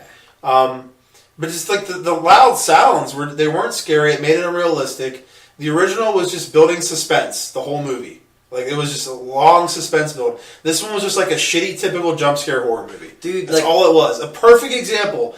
Do you remember the scene, I think it was after the first night, they're all in the camp. Ashley is standing behind Lisa at the camp, and there's this loud fucking, like, this loud noise, and she turns around and she's there. At the table. Well, it made effect for the mic. Oh, yeah. Yeah. That's the loud jump scare. Gotcha. And then 2 seconds after that happens, James is behind Lisa. Another jump scare. I'm like, dude, the jump scares were ridiculously on. Like, it's not a sound effect from the movie, which is what you're about to say. It's nothing from the movie. It's just like a loud sound cue that's not happening in the movie. It's like the microphone exploded and then regenerated and exploded again. I mean, they do it in horror movies all the time with these, like, someone will turn around and you just hear this, like, whoa, like this loud noise, and it's not happening in the movie. It's just this loud sound cue that just happens to try to scare you. You know what it's like? It's like some guy standing there on the volume button, and as soon as that jump scare happens, he turns it all the way up. He doubles it and then brings it back. So like that scene, I'm watching that scene, I'm like, this is exactly what's wrong with this movie. It's like, the jump scares, the sounds were authentic scaring. And the sounds were really loud when they would do the jump scares. Like, it's insanely loud whenever it would happen. Like, someone turns around, it's a jump, and it's just really fucking loud. And then the movie just wasn't creepy. Like, the first movie, you're sitting there, like you were telling me, you're sitting there watching, you're just like fucking freaked out as you're watching it. Yeah. Because dude, when that fucking bundle of twigs, I lost it for the bundle of twigs. And it's so subtle and like quiet. There's not noises everywhere. Would you say that's a good psychological scare? Yeah. Yeah. Not a physical or... Yeah, they don't turn around and see a bunch of teeth on the fucking ground, okay? Yeah. She slowly unravels, opens it, and gets fucking freaked out. Like, it's not like this movie, this just seemed like, when I was watching, I'm like, this is like a fuck you to the original. It was like a cop-out horror movie. This seemed like a slap into the face of what the original movie was. They just wanted to use the name. That's exactly what it seemed like they wanted to do. Yeah. To their credit, they kind of stood true to the original story. Oh yeah, they definitely stuck with the original story. I even enjoyed whenever it first started, how they kind of talked about the investigation of the kids and stuff afterwards. Yeah. That I thought was a nice little touch on it. But besides it's staying true to the story, I can't really give this much credit for anything. Yeah. I mean, I don't know. It just kept annoying me because I kept like you said, you compared to the original, which is what I did. Because the original is such a great movie. And the original is not a fucking typical horror movie. It was something different. I don't want to sound gay and say something special. It was a different type of movie that you didn't really see before that. Yeah. It was just a long fucking build of suspense, and this was just literally like a slap in the face of what the original was. It was just, I don't know. And another thing was that the original showed nothing in the fucking movie. You heard noises, you saw fucking a tongue and some teeth or whatever that was, and then you see a guy turn around in the corner and that's fucking it. You see nothing in the fucking movie. Nothing. Nothing. This movie showed all kinds of fucking shit which I'll get into later, that also pissed me off. Dude, I think if they were going to be bold enough to show what the witch looked like in this movie, that they should save it for the final shot of the movie. And that is it. I mean, I don't think they should have showed her at all, but that would have been better if they did that. That's what I'm saying. If you are going to like have the balls to fucking show her, at least show her at the end. That way, it's not like there's suspense to it. You see the witch within like the last 20 minutes, or do you even see it? Do you see it earlier than that? No, you don't. You see her 3 times towards the end. So in the last 20 minutes, you see her like 3 times, and after that first time of seeing her, you're just like, I know what she looks like. It's not really that scary anymore.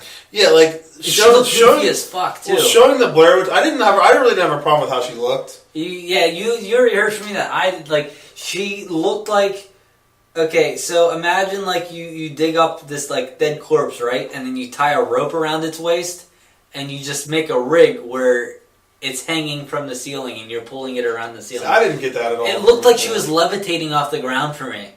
Even if she's levitating, I don't have a problem with that, but I mean, it just looked to me like she had her arms like hanging, and that was... She looked like she looked like her legs were just like, she looked like everything was dangling and she was just swaying. Yeah. It looked goofy as fuck to me. I just thought showing the Blair Witch was stupid. Like, they showed her 3 times. They never should show her. One of the things that made the original so great was that they didn't show her. Like, it was all left up to your... Like, don't get me wrong, when I watch a horror movie... and it's a slasher movie or a normal horror movie, and they cut away from the kills, I get pissed. I'm like, fucking show it. You want to see that? Yeah, shit. Because in the director's always like, well, it's better if you leave it to your imagination. I'm not watching the Texas Chainsaw Massacre to leave it to my imagination when he cuts her in half. You want gore. Yeah, I'm watching because I want to see the death. Now, like I said, the Blair Witch Project was a completely different movie. Not showing everything in the movie is one of the things that made it so great. That's a really good point. Yeah, and then in this movie, they just fucking show her, they show her 3 fucking times. Now, the only way I feel like it would have been alright if they showed her was if they showed like some sort of like shadow or a vague figure or something. Like you didn't know what it was, and you're like, oh, that could be like a ghost, or that might be the Blair or something like that. But don't just straight up fucking show her. Like, I don't know, that just pissed me off. That really annoyed me. It was, the way they showed her definitely was not a, like, impactful way on the viewer at all. And back to what you were going to say earlier, so... Which part? Ashley cuts her foot. Yeah. The movie progresses, there's these loud snapping noises coming from her foot every time she's like, oh, it hurts, you're just like, snap. And I'm like, that's really loud. It's like the microphone was taped to like her ankle or something. It was like they took a fucking twig, it snapped it in half in a mic, and that's what you're hearing. Yeah. They just snap a twig right in half in front of the microphone. Like there was no distance to it because you're not gonna. It's not right next to the camera. And it's just so loud, and no one is concerned. There's all these loud, unnatural snapping noises coming out of her foot. Well, it could like they had to hear them. Right. It was so loud. It was so loud. Like how could they have not heard them? But then again, there were so many cameras. You would assume one of the mics would have picked up on it. The amount of cameras that they took into the woods was ridiculous. Yeah, was ridiculous. So they had what? Each of the people had one on their head. Four of them. The 4 friends had. Okay, the 4 friends had them on their head. I think they had 2. They had a drone one. They had a drone, and then the 2 locals, Lane and Talia, I think they had one. They had one as well. So that's a total of what, 7, 8 cameras. You wouldn't even end up getting that many if you would do, like I said earlier, and cut back on the amount of people in the group. Because it was a lot better in that small group because you can feel the tension between them. You could feel how angry they were getting. Whenever the group was arguing earlier in the movie, in this one, it just felt like a bunch of like just yelling, and I couldn't tell what they were even angry about. Yeah. It was kind of like at least as far as the characters go, it had that Suicide Squad syndrome where there were just too many characters to go over for you to even. I think 4 would have been fine. They should have done 4. Maybe they should have had like 3 of the friends meet up with 1 local or something. Like that'd have been fine. Yeah, but that was too many. I did like, or have them split off into 2 groups. Yeah. Which they did end up splitting up. Like Lane and Talia ended up splitting up from the four initial group of 4. One thing I did like, one of the things I liked about the movie was the whole thing with time being fucked up. Like they're waking up at 2 p.m. They think it's like 6 or 7 in the morning. Oh yeah, I forgot like that was a thing. There's a part where Lane and Talia split up from the other 4. They run into them later. The 4 friends, it's been like a few hours. For Lane and Talia, it's been like 5 days. I was like, that's cool. I like that. And then there's another part where they wake up at 7 in the morning and it's fucking pitch black like it's the middle of the night. Did you see one of the theories that like I thought it was a cool concept. Well, I guess this kind of actually this new movie kind of plays off that theory. It sounds like that the woods has like a bunch of like time, like the different parts of the woods travels like different pockets of time in it. Yeah. That's why you can't ever like find the house. It always like changes, and it will like whenever you go in the house, it will go back in time to like before. You know what I mean? It's an interesting theory. Yeah, you'd have to read more about it specifically. I don't remember specifics on that one, but that kind of reminded me of that when you brought that up, though. Another thing I thought was cool. Like the time thing was probably my favorite part of the movie. That was the one thing I thought was a really cool concept. I didn't even think about it all that much, but you're right. But Talia being bent in half was cool, but they should have showed it. Like this is a horror movie where you're not like the first one. You're showing it's a jump scare movie. Okay, this girl gets fucking bent in half, and all you see is the aftermath of it, which was cool. But actually, show it happening. Like all I saw was a fucking jerk of the camera, and she's laying there on the ground. Yeah, I just thought it was dumb.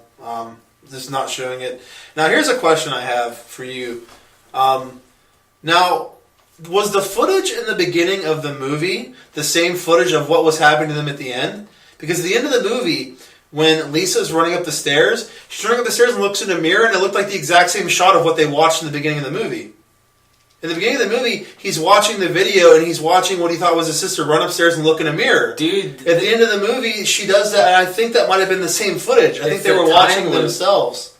It's more of that time fucking thing. If that's true, then that was really cool, because I don't know if you noticed it, but it looked like the exact same footage to me. Wow. Like when she was running up the steps, they look in the camera, you see her face, and they keep going. I was like, that's what they showed. I didn't notice that, but I know exactly what you're talking about, and that sounds...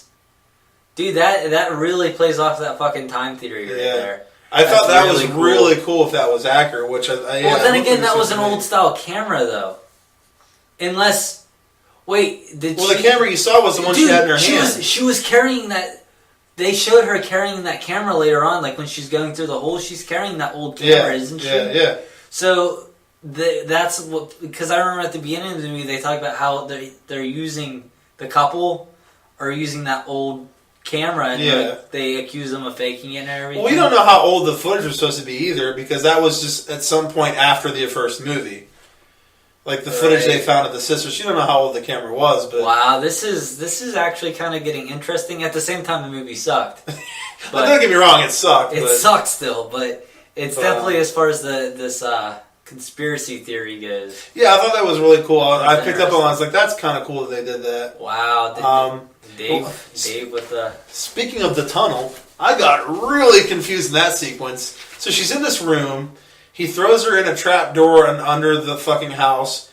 She calls through a tunnel, breaks the floor, and she's back in the same room with him? Like, I didn't get that. I was kind of confused by that. But then again, I kind of told myself, whenever that happened, like, whenever they were walking through the forest in the first one, and they ended up in the same place, kind of the same... physics. That could be. I mean, I thought maybe I missed something, but I guess if that's what it was, they didn't do a good job. They didn't do a good job of pointing that out. Then I just didn't. I don't know, but like she didn't wasn't like, oh fuck, I'm back in the same place or anything. Yeah. You got anything else on here? I'm probably gonna get to my ending right here. Whenever the camera sheet, since there were so many cameras, they changed shots so fucking much. Like I couldn't focus on what was going on. I'm curious about. So like actually in both movies, this is kind of funny. So like they found this footage, right? Mm-hmm. Like who took the time to edit it all together in movie format for us to see it? Don't ask questions, Dave. Don't ask questions. I'm just saying. Shut up, man. Weird. Found all the cameras and edited all the footage together. Maybe the witch did. The witch did. Yeah, the witch just put together. Some cop just found it and got bored in the evidence room one day, and he's like, "I'm gonna make a movie out of this." That's funny. But the shots just like did not last more than 5 seconds. You were saying it made you sick, dude. It did make me sick. I got awful motion sickness when I was watching this movie. I even missed some of the shots. I had to go back and watch it again because I missed some of the shots from the movie because I would get such a bad headache that I'd have to find something else in the room to focus on. Yeah.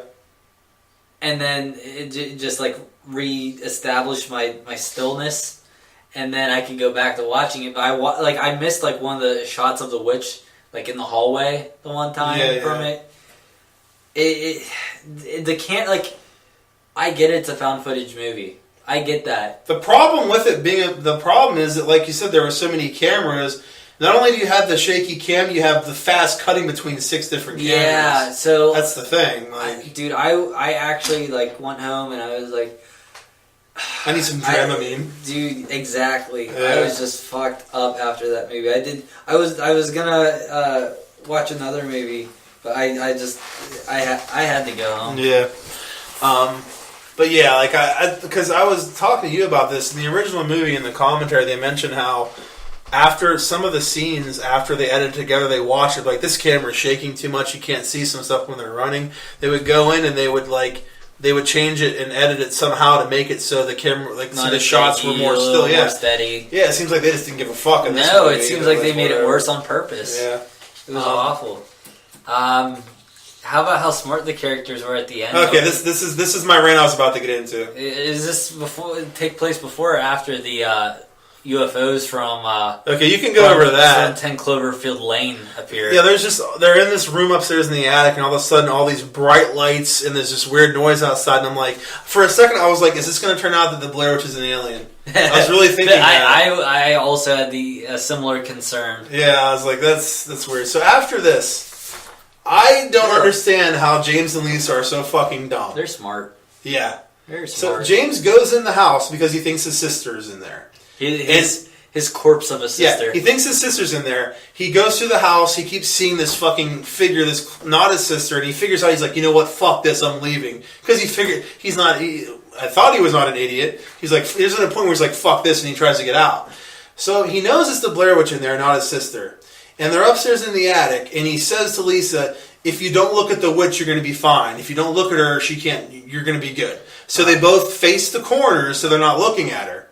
So moments after this happens, and they say this, the Blair Witch comes into the room, they have their backs turned, and the witch, I guess, is talking to him, and you don't hear it, but he goes, Heather, is it really you? And turns around and dies. I'm like, after you specifically just fucking said not to look at the witch, you know damn well your sister's not there, and what does he do? He turns around and dies. And then, so she knows, I can't turn around and look at her, I'll die. So because she's so smart... She just saw it happen. Yeah, she saw this happen. And because she's so smart, she gets out her camera and is slowly backing up and using her camera so she doesn't have to look at her. And then she hears something and she goes, James, is that you? And fucking turns around and dies. Yeah. Like, how can they even be so fucking dumb? It was a really bad ending to a really bad movie. It was so stupid. Like, I couldn't get over how stupid they were. Yeah. Like, it was absolutely mind-blowing. Like, really? It was quite disappointing, this movie. Cause it made no sense. Like, both of you know not to do it. You just said not to do it, and then you fucking did it. There was a lot of... It's just really disappointing because there was all that hype about the movie, like, working under a different name or whatever. it was really cool marketing on their part, for sure. Mm-hmm. Like, the Woods, you find out it's an actual Blair Witch real sequel, and then... Yeah. I don't know. You got anything else on this? No, that's wraps up my disappointment. What's your rating? You need to start rating these in advance, Gable. I do. 2? I gave it a 3. Yeah, I don't think I could give it more than a 2. I think the reason I gave it a 3 is because I liked that it was connected to the first one story-wise. And it's maybe because I liked the first one, I liked the... Dude, the only thing keeping it from being a 0 would be the fact that it connected to the story for me. Yeah, I don't know. I mean, I should probably give it lower, but I guess I'll go with a 3. Okay. So that's our Blair Witch review. That was a great movie. I enjoyed it. And now you're going to review Digimon? No. Well, why not? I didn't watch it because I got sick. Oh, your tummy was hurting you? Blair Witch made me sick. The Blair Witch hurt your tummy. Blair Witch affected your tummy. Hurt my fucking head. I bet. Alright, so the next movie we're reviewing here, which I watched but Mr. Gable did not see, is Snowden. I didn't see that. Snowden. Yeah. Snowden is the name of the movie. Was it named Snowden? The true story of the NSA's illegal surveillance techniques leaked to the public by one of the agency's employees, Edward Snowden. in the form of thousands of classified documents distributed to the press. That's what this is. This is the movie. This is based on the true story of Edward Snowden. This was directed by... He's that Wikipedia guy? Yeah, I don't know what that means. He put the leaks online and everything. So. Yeah, I guess he did something like that. Yeah. This movie is directed by Paul Greengrass. Oh, no. I'm kidding. It's Oliver Stone. Oh, you got me scared. I already know what Dave's going to say. Yeah. I mean, what else did he do? Anything cool that you can think of? Oliver Stone? Yeah. JFK. Oh, I like that movie. He did a bunch of shit. I just can't think of it. I think he did Natural Born Killers, which I didn't see. He did tons of shit. I just can't think of it off the top of my head. I was just curious. So Snowden is portrayed as like a really great guy in this movie. Just like a fucking saint in regards to like morals and right and wrong. Like he's in the army. He doesn't want to do anything wrong. He's just a super fucking nice guy. And then it made me wonder as I'm watching if this is like a one-sided biopic in that respect. Like, you know what I mean? Clearly, clearly Snowden was aware of this movie and had something to do with it because he did a Q&A before the movie, the real Edward Snowden. And, I mean, I'm not trying to doubt the integrity of Oliver Stone and the movie, but, I mean, I don't know. Maybe he was a super great guy and a super nice guy in real life. It just seemed too great for his character. It just really made you be like, man, this guy's awesome. He's really nice. And you instant sympathy built in for him. The movie was a real circle jerk for the character, is what you're saying. I mean, I guess the second half of the movie, in regards to his relationship and some of the choices he makes, I wouldn't say it's portrayed badly, but I mean, sometimes he's just kind of a dick if he gets in an argument with his girlfriend. Okay. I mean, he doesn't really morally do anything wrong, but in my opinion, he made some stupid decisions. Like, he doesn't want to work for the government because of stuff they're doing, so he quits, but then later he just goes back and does another job that's going to be just as bad. I'm like, well, why do you do that? Yeah. But I mean, just like he was just portrayed as like the nicest guy as you're watching. You're like, man, this is a nice fucking guy. I feel like an asshole. But I'm not gay, I promise. But I really dug the love story in it between him and Lindsay. Gay. Hey, fuck you, man. I like dicks. It's just a great part of the movie. Like in the movie, they break up later, and I was kind of bummed when they got back together, and I was like, "That's cool." I wasn't expecting that from this at all. Dude, I wasn't either, but yeah, their love story is just kind of throughout the entire movie. That's that Woodley girl, right, from Divergent? It is, yes, Shailene Woodley. Okay. Yeah. That's right, I was prepared. See that? That's her name right there. I don't know what prepared means. You're going to have to define that later. Yeah, we'll go over that with our top fives. Welcome to Gable's life. Yeah, so I thought they did a really good job with the love story, which was cool. Now, I'm reviewing this movie under the assumption that the things that happen are accurate to the true story and not just bullshit lies. Uh-huh. And I'm referring to like the things that the government's doing and whatnot according to the documents that were leaked. Because, I mean, clearly, in order to know if it's true or not, all they have to do is look at the actual documents that are public. Yeah. And you're going to know if it's true what happened in the movie because you're going to know if they were actually doing these things or not. Yeah. So I'm assuming that, you know what I mean, that it's accurate. They didn't just exaggerate, I would hope. Which, right. I mean, I didn't research the fucking movie to see how accurate it is because it was out for a day after I wrote this review. But the movie was really well written. I found myself just super into it and sucked into the drama of the story. It was a really great idea to make this based on like the material of what happened. Just led for. You said it funny. What did I? You said material. Material. Material. Don't make fun of me. Like you're Charles Barkley or whatever his name is. Oh, like that's terrible. That's terrible. That's terrible. That's terrible. Yeah, but the material, it was. it really made for a great dramatic movie. Just the things that happened. So it was really smart to make it into a movie. It was crazy seeing the shit the government was doing, and probably still does. Like, if true. If true, which, like I said, I assume it is because there's documents saying they did these things. Okay. So I can't imagine they were just made shit up when all you have to do is look at the documents. But I mean, they could search anything, anywhere they want, and by getting search warrants, which are basically just a stamp that they're just like, go do it, go do it, go do it. And they're just like, right. It's not a real search warrant. They're just like, I want to investigate this guy. So someone's just like, all right, go ahead. I mean, it's not real like in real life, or not real life, but like when in the real judicial system where you have to go to a fucking judge, he has to approve it or not. They're just like, go do whatever you want, and it's a warrant. But they can just search whatever they want, turning on people's webcams whenever you want, and they don't even know it's on, and just watching them. Like there's a scene where they're investigating this guy, so they decide to investigate the people that are like kind of linked to him. So like, we'll investigate his stepdaughter, and they just turn on her webcam. This guy's just sitting there watching her just get undressed. Dude, I'm like, this is fucked up. Dude, that terrifies me with webcams. And there's no there's no lights or anything to indicate it's on. Like, you can't even tell it's on watching you. I used to have a desktop with a webcam, and I would leave Post-it notes on it because I did not trust it. Dude, I have on my laptop. I have a piece of paper. But I have a piece of paper on it covered over the webcam. I don't trust it. Yeah, it's ridiculous. Like, it's crazy. I'm like, and Snowden's sitting there like, yeah, let's just not watch this, because the other guy's just sitting there like, yeah, and the girl's just getting undressed. He's like, yeah, let's look at something else. I'm like, this is fucked up, man. Yeah, it's just crazy. And even crazier than that is that the U.S. government planning sleeper programs into other countries, giving the U.S. ability to power down the whole country if they want. Like, we get into a fucking spat with Iraq, fucking activate the sleeper programs, and then all their powers out and the whole country's just down. Like, are you kidding me? That's crazy how that would work. Yeah, like, and they were talking about how they would plan them in, like, programs and, like, dams and stuff like that, like just different aspects of the country, just plant these programs, and they just activate them all at once and just shut the country down. I'm like, that's nuts. That's crazy how that works. Like, who thought you could turn on all the electricity just with, like, one program? And like I said, as long as they're not exaggerating, it's true, which I assume it is. But that's just ridiculous that, like, they're doing shit like that.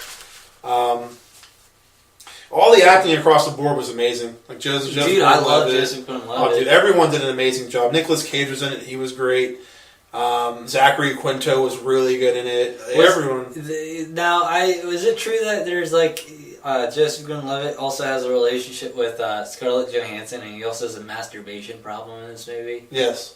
Okay. Edward Snowden, like, addresses that. Uh-huh. Which didn't make any sense because it didn't have anything to do with him. It was just Joseph Gordon-Levitt. So that was weird. What the fuck's wrong with you? I love Don John. Don John was a great movie. There's a scene in the movie where Snowden is copying the files onto an SD card. And it was just so fucking well done. I'm like sitting there like fucking into it, like, man, he's gonna get caught. He's gonna get caught. Like, his boss is in the room behind him doing all this shit, and you're just sitting there watching and just really fucking into it. Yeah. And he's like really close to getting caught. And I don't know how accurate the scene is, but whenever there's a part where he gets it done right in the nick of time as his boss and his coworker, who he's friends with, walk back into the room, and he hits the button to get the SD card out and fucking flies out and lands on the ground, on the carpeted floor. And he's like, fuck, like sitting there looking at it like, fuck. And then his friend comes in and looks down and sees it and like kind of puts his foot over it. And then his boss walks in and says his boss doesn't see it. And then his boss leaves. And then his friend looks at him and moves his foot, and Snowden picks it up. And they both speak sign language because there's fucking recording devices, so there's sign language talking to each other like, you know, they might come looking for you, blah, blah, blah. And he's like, oh, I don't care. So it was really cool to see him like help him out because the friend didn't even know he was going to do it. He was just a dude that also apparently had good morals, knew they were doing some fucked up shit, and he was like saw what he's going to do. This is like when he worked with the government and stuff? Yeah, this is obviously his last day on the job when he fucking stole all the files. Shit. Yeah, it was just, the scene was really well done. It was cool seeing the guy he worked with do that. Crazy. And then how he got it out was he took the SD card. It was a mini SD card, and he had his Rubik's Cube he always carried around. He took one of the things off, like one of the little squares off, put it inside, put the square back on. Yeah. And when he was going through the fucking X-ray thing, he throws it to the one guy. He's like, "You ever beat one of these things? Give it a shot." The guy's like, "Oh, okay." And he's like fucking around with it. And Snowden walks through the X-ray machine. The guy gives it to the other security guy. He's like, "Do you ever do this?" He's like, "No." And he's fucking around with it, so it doesn't go through the X-ray machine. And then they just hand it back to him. Do you ever think that it would be a lot better if they kept passing it off to different characters? Okay, let's not talk about a really shitty movie called Now You See Me Too. It actually seemed like there was a reason why he did it in this one. I forget, what was your big issue with that? Oh my god, there's a scene where they're trying to steal some fucking information on a chip, and they put it onto like a playing card, and what they do is they go in there, they get the playing card, and one person has it, each person's getting searched. So they keep doing all these fucking cool moves, putting it around their backs, shoving it up their fucking assholes, shitting it out of their mouths, like doing all these crazy tricks with it so the guy searching them doesn't see them having it because they keep moving it amongst their own person. The one person keeps moving it amongst himself all around so the guy doesn't see it. They finish searching him. He passes it off to the next guy who then also gets searched. I'm like, why didn't you just fucking hang on to it? He was done searching you. But instead they pass it to the next guy, do more crazy tricks while they search him. I'm like, this is dumb. It makes no sense. they finally get out of it, and then you find out at the end of the movie, the main guy in the room they were taking it from was fucking in on it.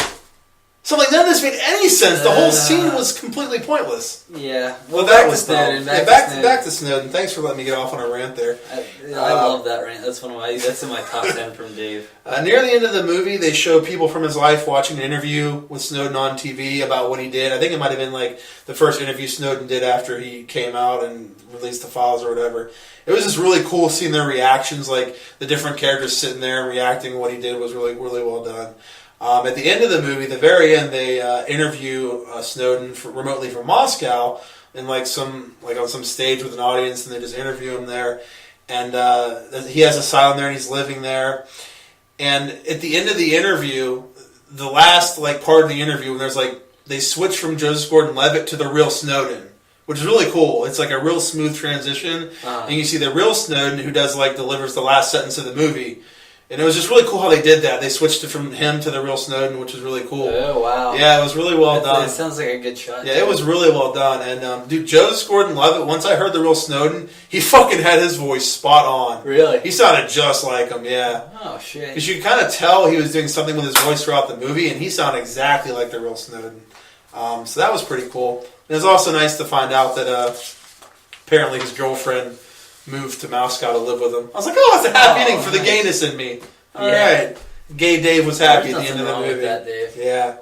But yeah, I liked it, definitely. I thought it was really good. I gave it a 7 out of 10. 7 out of 10, yeah. Alright. That was good. It was a good flick. Yeah, I feel like the movie was just would make me too anxious the whole time I'm watching it. There were definitely scenes like that. But I mean there was enough character stuff too where it gave you a break from that. Which was nice. Alright, let's move on. What's our retro review this week? I think we might have mentioned it earlier, so I don't know. Did we do one? I don't think we did. Right here it says... I don't think we're supposed to talk about it, whatever it is. Yeah. Alright, let's move to our next segment.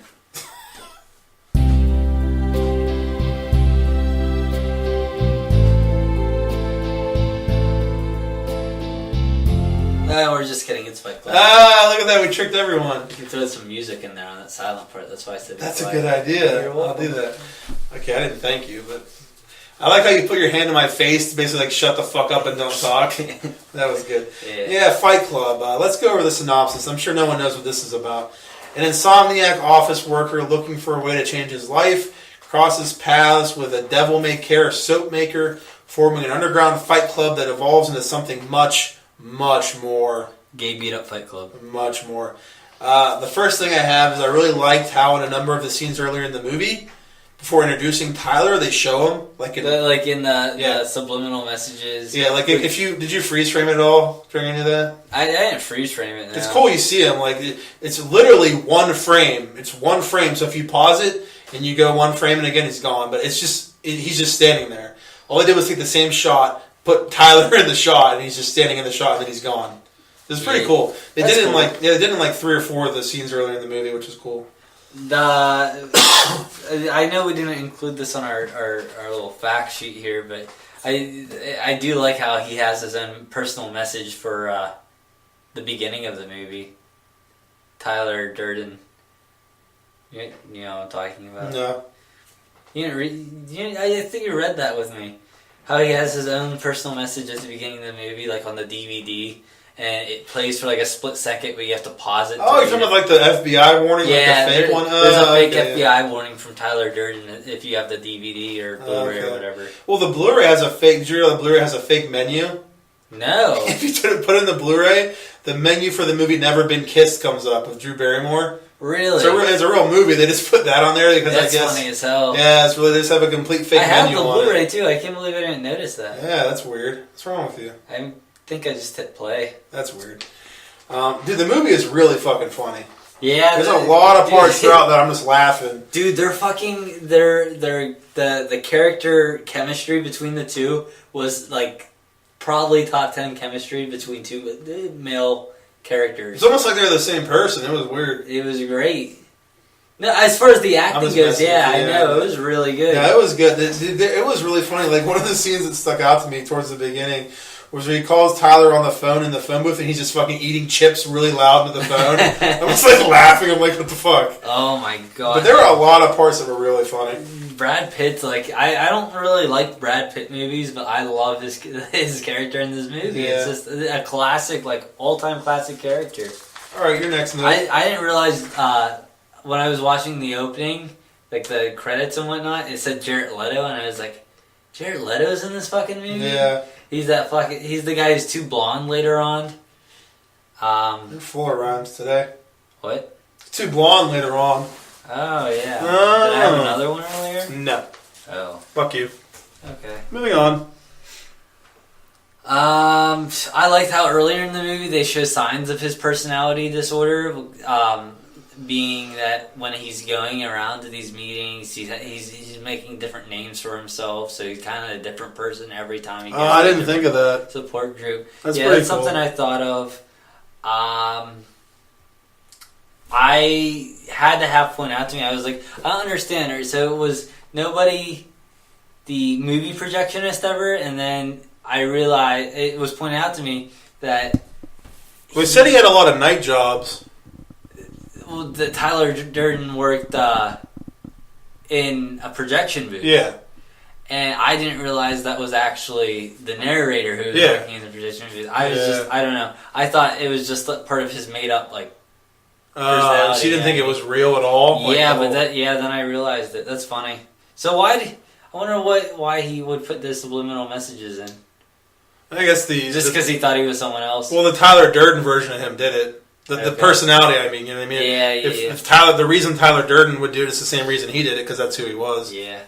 But this movie, I don't know what you took from it, but it had a very strong theme of consumerism. I was looking at your notes and saw something funny, but go on. Oh, I don't... What do you mean? Like, the entire movie, they're just talking about, like, how, like, at the beginning, he's talking about how if we go to space, like, everything's going to be named after... Oh, yeah. And the whole sequence of him buying from IKEA. Dude, everything, like, this entire movie just revolves around consumerism. Yeah. It, how guys kind of, like, set out to be these macho guys that they see in the, like whenever they're on the bus and he looks at the ad and he's like, is that guy tough or whatever? Yeah. Like, just the consumerism was very in your face the entire film. Yeah. But it was definitely a really cool take on it for sure. Yeah, I agree with that. It's your turn for some notes. I have one left. Really? That's the end. I don't have a lot of notes for this movie. Do you remember whenever he went to the doctor and the doctor was he a dick? Is that what you laughed at? Yeah. I knew it. I just saw you notice the doctor was a dick. The doctor was just like, yeah, you just need to go to sleep. You want to see some people with real problems. You go to the cancer, the people with cancer. I'm like, the guy's just looking to get some sleep, and you're saying that like he has no problems. Like you're a doctor. Like he is paying you for this service. I know. People have cancer. You're nowhere near as bad as them. Well, he does have an illness, and you're a doctor, so how can you do some treatment? True. But yeah, that guy was a dick. And another little side character that I thought was funny was the security guard at the airport. Which one was that? I'm not that far away. I mean, you're just being a dick. I mean, your levels aren't high, so... And not as high as yours, because I'm not as great as Dave. I want people to be able to hear you, Gable, that's all. Anyway, the security guy at the airport, whenever he's like, he gets pulled out for the vibrating, he's like, 9 times out of 10, it's just a razor. Yeah. But that one time, it's a vibrator. Yeah. But we can't say your vibrator. We have to say a vibrator. I don't know why that scene made me laugh. It was funny. I thought it was funny. That guy was fucking funny. Yeah. I really enjoyed the whole metaphor as far as the soap bars go. They even pointed out, like in the dialogue, but they're taking the fat from these rich women from the liposuction, and just selling it back to them. Yeah. And that's a really good example of another really good example of the consumerism in America. Yeah. I don't really have much else as far as notes go. I was hoping that you would have more. I told you before. I had like 3 notes. It's a really good movie that like I really enjoy everything about it. The scene where the narrator, Edward Norton, beats the shit out of himself in that guy's office, threatening him. That is the scene that made me like fucking like want to watch more Edward Norton shit. That was alright. That scene was like fucking funny to me. That was alright. Really fucking great. Okay, this is my last note. Honestly, the movie wasn't as good as I remember it being. To be honest, like after watching it, like when I'm sitting there watching the movie, I'm like, it's good. I'm just like, meh, it's good. I like it. It's definitely good. But I'm just like, this movie from my memory of it, I don't know if it's because the first time I saw it because of the twist, but my memory of it was like, this movie's fucking amazing. Maybe because everyone I know is like, this movie's fucking amazing. It just seems super overrated to me when I watch it this time. Dave, as far as I'm concerned, you are wrong. I felt the exact opposite. I love this movie. Dude, knowing the twist at the end, like, granted, the first time I watched this movie and I didn't know the twist at the end, like, it fucking blew my mind. I loved it. I loved the fact that he was, like a fucking psycho and just... I mean, I didn't dislike it because I knew the twist. When I watched it, I enjoyed, like... Because this is the second time I've ever seen it. I was picking up on all kinds of... I mean, I'm not, but... I'm just telling you why you're wrong. I'm actually right, but... I was picking up on all these things where I was like, oh, because it's the same guy. That's cool. I was picking up on all this stuff, which I thought was cool. Yeah, I love that. I definitely did, but I was just like, it's overrated. It's like, really? I just didn't understand why. I was like, I don't understand why this is hailed as so fucking amazing. It's good. Wow, I like it, but that really... I don't know. I thought it got a lot better. I think it gets a lot better when he finds out he's Tyler. I think it gets a lot better. It really shocks me that you like it. I don't know. I still liked it, but yeah, I definitely didn't think it was as good as I remembered it being, or as good as everyone hails it to be. I liked it more. Do you think it's as good as everyone says it is? Yeah. I don't at all. Yeah. How do you feel about people blowing their brains out and just being inconvenienced a little bit? What? You told me to bring this up. What? How do you feel about people shooting themselves in the mouths and just be mildly inconvenienced? Oh, yeah! I forgot. That was definitely like one of the biggest problems. There was that, and I actually had another problem, which I can't fucking remember now. That's good. Well, he's referring to whenever he takes a gun, puts it in his mouth, shoots it, and then after he's a little disoriented, he's like, oh, you're just going to talk like this, but I'm actually fine. Yeah. Like, dude, you just fucking shot yourself in the head, bro. I guess it didn't go through his brain or anything. It went out his cheek and his neck, but still, I don't know. Like how when he did that, Tyler went away, right? Yeah, because Tyler looked like he got his brains blown out. Yeah. But he only shot him for some reason. What happened to Tyler was not what happened to him. Like, did it maybe only hit part of his brain that Tyler existed in? From what it looked like to me from watching it, it looked like the bullet came right out of his neck, not even up where his brain would be. Yeah, I don't know. I think that was the one issue I had with the movie. But yeah, it was. How do you get just walk away from trying to blow your brains out? I don't know. It doesn't make any sense. But what'd you rate it? 9 out of 10. What? Yeah. I gave it a 5. I know. You said you liked it less. Well, how did you know it was a 5? Why'd you say I know like you knew? Because I looked at your paper. You're an asshole. I know. You're such a dick. I already know that too. All right. I know anything you're about to say. Well, that's the end of our movie review segment. So we're gonna go away, take a break. I'm gonna beat up Gable for being a dick, and then we're gonna be back. Wait, I want to beat up John Cena though. You want to # beat up John Cena? All right, we'll be back with the wrestling segment. Yeah. Wait, no, we're not. The last time we fucking did this, we said we'll be back with a wrestling segment, and never mentioned why we didn't do the wrestling segment. We just came back and didn't even mention it again. Yeah. So I had to put in the fucking description, there's no actual wrestling segment, we just mentioned there was.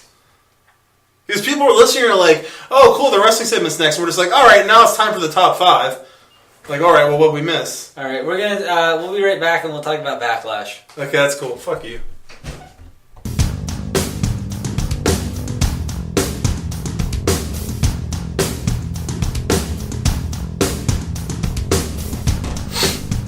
What are you doing? Sex crazy Galapagos turtle or tortoise father saves. Or wait, I'm gonna restart. Wow. Sex crazy Galapagos tortoise fathers 800 saves species. That was very interesting for our return.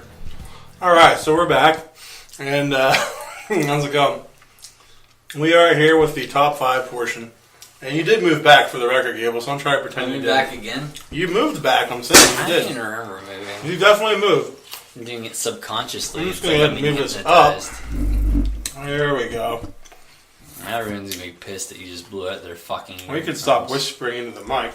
Alright, so we're back with our top 5 segment. Fucking prick. What? What? What's that? Alright, let's do this. Top 5. Well, let's start out with the fan top 5. Did you call me a butthole? Yes. You think we should do the fan ones first or last? I think the fan one's first. Alright.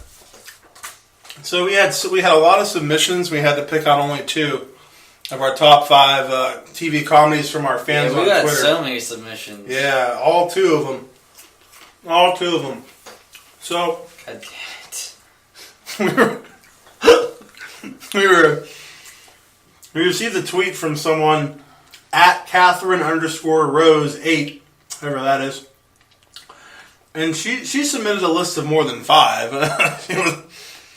But I picked out the first 5 that she listed. All right. So let's see. I don't know what most of these are. That's a good one. For number 5, I've never heard of this show, Family Guy. It's a good show. It's a good one, but I don't think it's worth. In my opinion, it's not on my top 5 list because I think it's great when it started. This is Cat's top 5. So I know. I'm just giving my opinion on this show. Okay, can I do that? Okay. Can I give my opinion on this show? Can I do that? Can I do that? Can I do that, Brian? Can I do that? Can I do that? I feel like the show was really fucking funny when it started, but after like first 3 seasons, it just started to not be as good. Huh. And now it's hit or miss for me. I watch an episode, it could be really funny, or it could be a 5-minute sequence of fucking the old guy fighting in slow motion and not funny at all. Yeah, there definitely are. They have their slower moments. I can definitely agree with that. It's very hit or miss now. It used to be a lot more consistent. Alright. Number 4, she has Bob's Burgers. That's a good show. I like that one. Alright. I don't watch it enough, but I enjoy it. Now, from this point on, I don't know what the fuck we're talking about. Number 3, we got Super Jail. Super Jail. What's that? I know of Super Jail. I never watched it. I feel like an old man not knowing these young, hip shows. She's older than me. Number 2, we got Squidbillies. Squidbillies. Gotcha.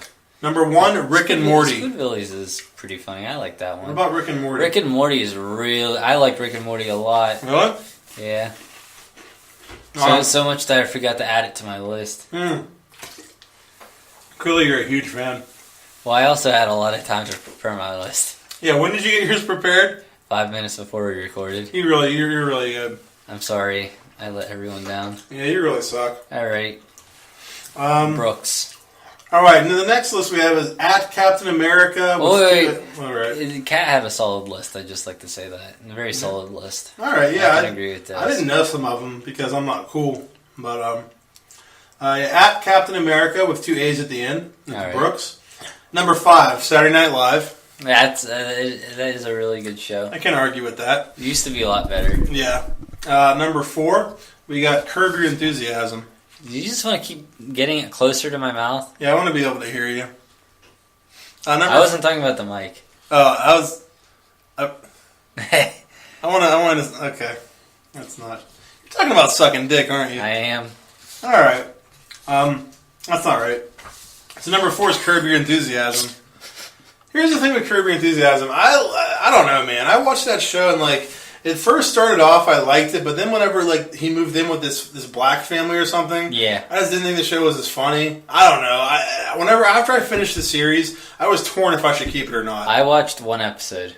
That's good. It was the Michael J. Fox. Oh, that one was so. That's what you told me. It's funny that that's the only one I watched, and you recommended me multiple times to watch that one. Yeah, the Michael J. Fox episode is really fucking funny, but yeah, I don't know. I mean, I kind of liked it. I don't know, but. Number 3, Arrested Development. He has. Yeah, I mean, I've heard that's a good show. I never really watched it, but I hear it's good. Number 2, It's Always Sunny in Philadelphia. That's a good show too. I've watched a couple episodes. I definitely like it. I don't know if I can put it on my list, but I definitely like it. Yeah. Number 1, South Park.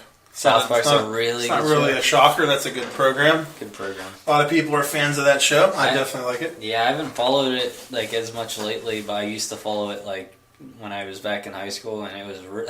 I've always really liked it. You really liked it. I really liked it. I'm sorry. Oh, what's up? Sorry. Oh, I'm sorry. Hey, you woke me up. How's it going, Dave? Hey, what's up? Yeah, I mean, I think he was mentioning it whenever he did his list, his number 5. I think he had a lot of trouble trying to get his number 5 on there, trying to pick which one it was going to be. But did he have another one out of curiosity? I don't think he did. Honorable mention? I looked at it. I don't think I saw an honorable mention on there. I could be wrong. But, all right. It's time for, let's do this top 5. Are you ready? We do honorable mentions last, right? Yes. Start at 5, go to 1, honorable mentions last. Yes. Gotcha. All right. Number 5 for you is? Community. It was Community. A show. Have you ever seen Community? Never. Has like Donald Glover on it. Is he related to Danny Glover? No. And Chevy Chase and Jill. I think her name is Jillian Jacobs. I don't know the actors and actresses' names very well, but yeah, it was a funny show. I liked it a lot. Okay. The earlier, like a lot of sitcoms, the earlier seasons. That's probably an issue with a lot of shows I'm going to have on this list. Is the earlier seasons were better, and then got worse later on. I see. My number 5 is The Simpsons. I definitely love the show a lot. I mean, people keep telling me that it got worse throughout the series. I think it's still fucking funny.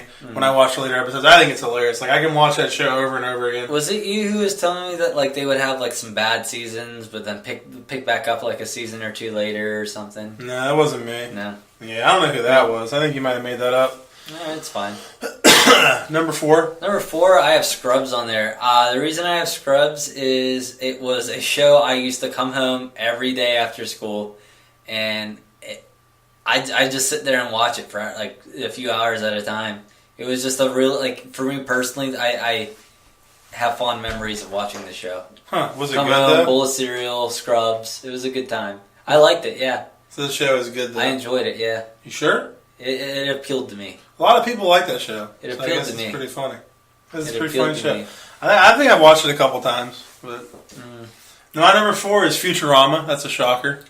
Yeah, I knew you were going to have that on there. Did you think it was going to be higher or no?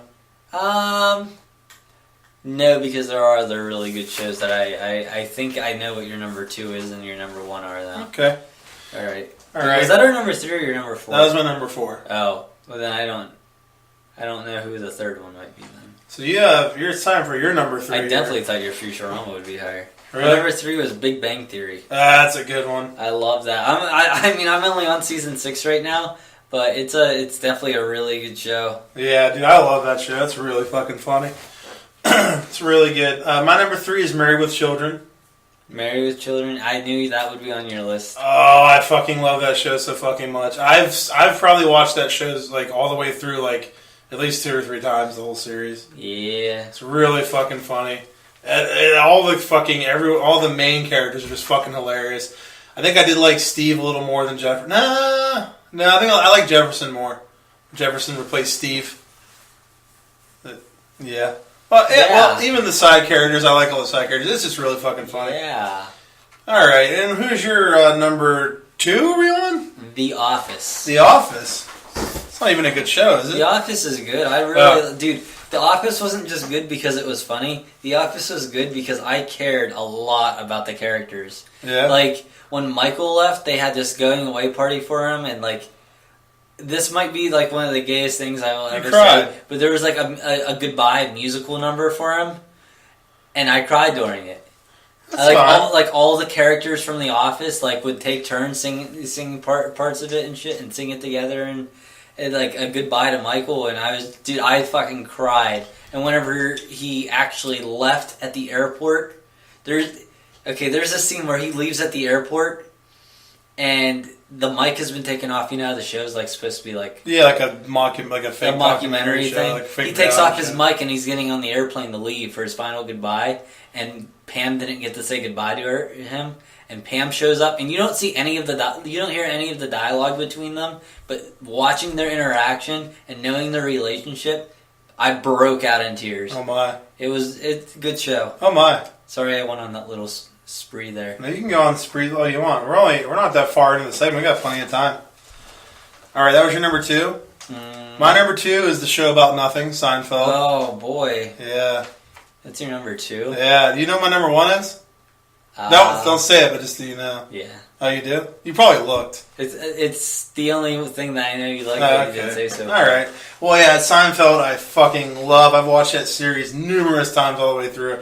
And I always mention how this show is just fucking consistently funny. Dude, all 9 seasons. You could watch you could put on any episode and it will pull in just as much attention from me as any of the other episodes. Dude, any episode in the entire series all the way, even in the 9th season, it was just as fucking funny. as hell. So fucking funny all the way through. The characters are just fucking hilarious. I got my Kramer hanging up in the house here. Yeah, dude, the Kramer, he's gonna fuck me out. Oh, it's really... The show is just so fucking funny. I mean, I absolutely love it.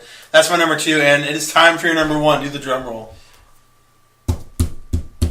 You suck at drum rolls. You gotta go. I don't necessarily have to even talk about it because you just did talk about it. It was Seinfeld. So Seinfeld's your favorite comedy? Yeah, you deflated my number 1. That's too bad. You shouldn't talk about this show. I have plenty to say about it. Yeah, I mean, like you said, it's it's just consistently a great show. Yeah, it's really fucking funny. I don't think I've seen every single episode, but I've seen enough over the years to say that I've seen most of the series. Yeah. Like at least 90%. Yeah. And all of them funny.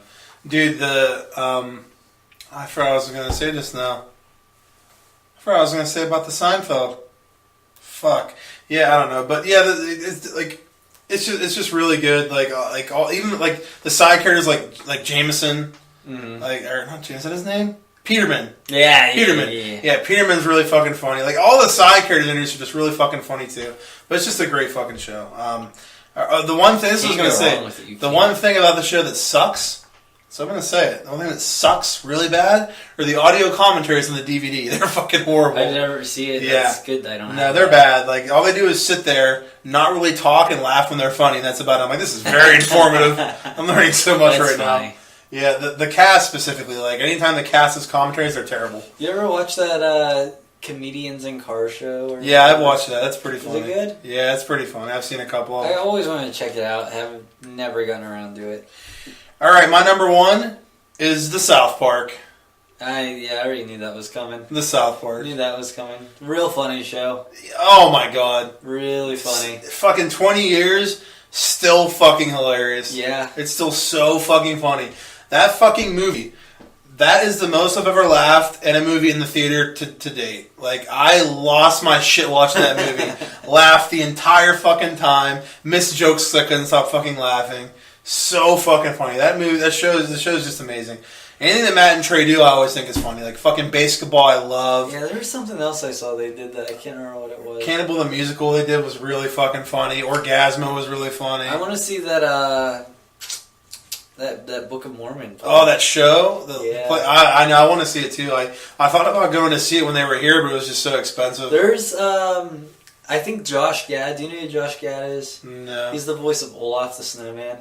I think he starred in it, if I'm not mistaken. Really? In the play, at least one of the performances or whatever for a period of time was in it, and he's on this show called Comedians with Billy Crystal. Yeah, that's pretty funny. So if you ever get a chance to check that out, I recommend that. Comedians? I think it's called The Comedians or something. I might look into that if you're lucky. If I feel like it. All right, let's do some honorable mentions here. Who do you got in your honorable mentions? I have the show How I Met Your Mother. Never seen it. I thought you saw that. I must be thinking of the other Dave. That's the one with Doogie Howser, right? Yeah. Yeah, I've never seen that show. Yeah, that was another show that suffered from the same that same issue where it was great in the earlier seasons and then the later seasons just weren't as good. Yeah. South Park was on there. Oh yeah, at least it's on your honorable mentions. Thank God. Friends was a good series. I never got into that show. No, I've watched it several times. I just couldn't really get into it. Yeah, it's definitely a good show. Family Guy was on there. Yeah, and then Futurama. You got a lot on there. I had more than 2, but like I had some other ones on there. Like my honorable mentions, I got The Big Bang Theory. Like first of all, Seinfeld and Married with Children, my 2 and 3, I was fucking flipping back and forth over and over again. I'd imagine you have you like all the shows you did. Yeah, like you always tell me I really kept just flipping back and forth. And Big Bang Theory almost made my number 5. It was just outside of my top 5. Just shy. Yeah, like that and Simpsons, I had trouble trying to figure out which one I wanted to switch it to. Okay. But Big Bang Theory and Family Guy, like I said, so I do like it, but on and off. Yeah. So that, and then there's a couple other ones, but they just weren't on the, like, Fresh Prince I love, Full House I love, but they just weren't on the same level as my other honorable mentions. Yeah, you can't, like, it'd be, I get you, I think I had the same conundrum last week. So that's all for the top 5 for this week. Yeah, that's the show, I think. I mean, there's probably still a couple other things we can go over here. What is it? But that's our top 5. Well, we have to tell them what's next week. The top 5 for next week. What is it? You know, don't you? Make it up right now. Just guess. Make it whatever you want. Go. You have 10 seconds to think of the top 5. Top 5 actresses. All right. Our top 5 for next week is the top 5 television shows non-comedy. Oh yeah, we did talk about that. Yeah. So top 5 dramas. I guess it would be top 5 dramatic shows, but I mean you can include like sci-fi, whatever you want. But it's obviously not comedy. Yeah. So top 5 non-comedy television shows of all time. That's going to be really fucking rough for me. We split that up because it'd be hard to be comparing like Big Bang Theory to like Sons of Anarchy or The Walking Dead or stuff. Yeah. So it's going to be rough trying to. I have a lot. Like I could probably make my top 5 all Star Trek. I was just thinking that you were going to say that. So it's going to be really hard for me. Just Star Trek Discovery is number 1. Yeah, that show's not on the air yet. It's never going to happen. Okay, it's coming. It's going to be on the air for one day. It's coming hard in May. It's going to be on the air for one day. You're an asshole. I'm just telling you facts. This is a fact. Okay, CBS All Access is the air. It's just the internet airwaves. It's the internet airwaves. You're a butthole. Okay, I'll lick your butthole. Oh, sweet. You're a fucking faggot. Sweet. Alright, let's see here. There's something you watched recently, wasn't there? Oh, yeah. I watched The Forest. Yeah? The Forest with Natalie Dormer, I think her name is. Who's she? She's from Game of Thrones. I heard it was really good. I heard it was like the greatest movie ever that involved The Forest. It wasn't that great. The movie like revolves around her like going to find her twin who got lost in the suicide forest in Japan or China? Japan. I think it was just Japan. It was Japan. Yeah. I was asking if it was Japan or China because I didn't want to offend anybody. Anyway. Okay. Anyway, the whole twin thing was stupid. There'd be like flashbacks where like it's her and her twin in a room, and they'd be having this really. Like it did not seem like they were actually in a room together. It obviously seemed like they would take turns filming her wearing different clothes. Yeah. Yeah. Did you see that movie? Yes, I didn't think it was that great. No, it wasn't. That was alright. I didn't think it was that anything special. I just want to see a movie where like what if you're watching the movie, right? And she goes into the woods and they camped overnight or something, didn't they? I think they did like at a tent. They didn't want to, but they did. But the girl did because she's like, "Oh, it's my sister. I have to." So what if like they have to stay the night and they go in the tent and they're laying there and then just like all of a sudden you hear this noise and she's just like going at it with a vibrator like right in the middle of the woods. That'd be really funny. And then the guy's just like, "Really? What the fuck?" And she's like, "Hey, you gotta do what you gotta do." And she just starts going, man. Like that'd be funny. Yeah. I had a lot of like issues with that movie. Like at the end of the movie, her husband shows up, the twin who was looking for her sister. Her husband shows up, and I'm like, why did the husband not just go with her from the beginning? Why would her husband just be like, okay, see you at the suicide forest? Yeah, this doesn't make any sense. I'll just show up later a few days. Like you would think it would either be I have to do this alone or come with me, not I'll meet you there later. They don't really explain that. And then there's this at the end of the movie. Did you get into a fight club or something? Like a scar on your fist, like you punched someone in the face. I got cut there. Anyway, what the fuck?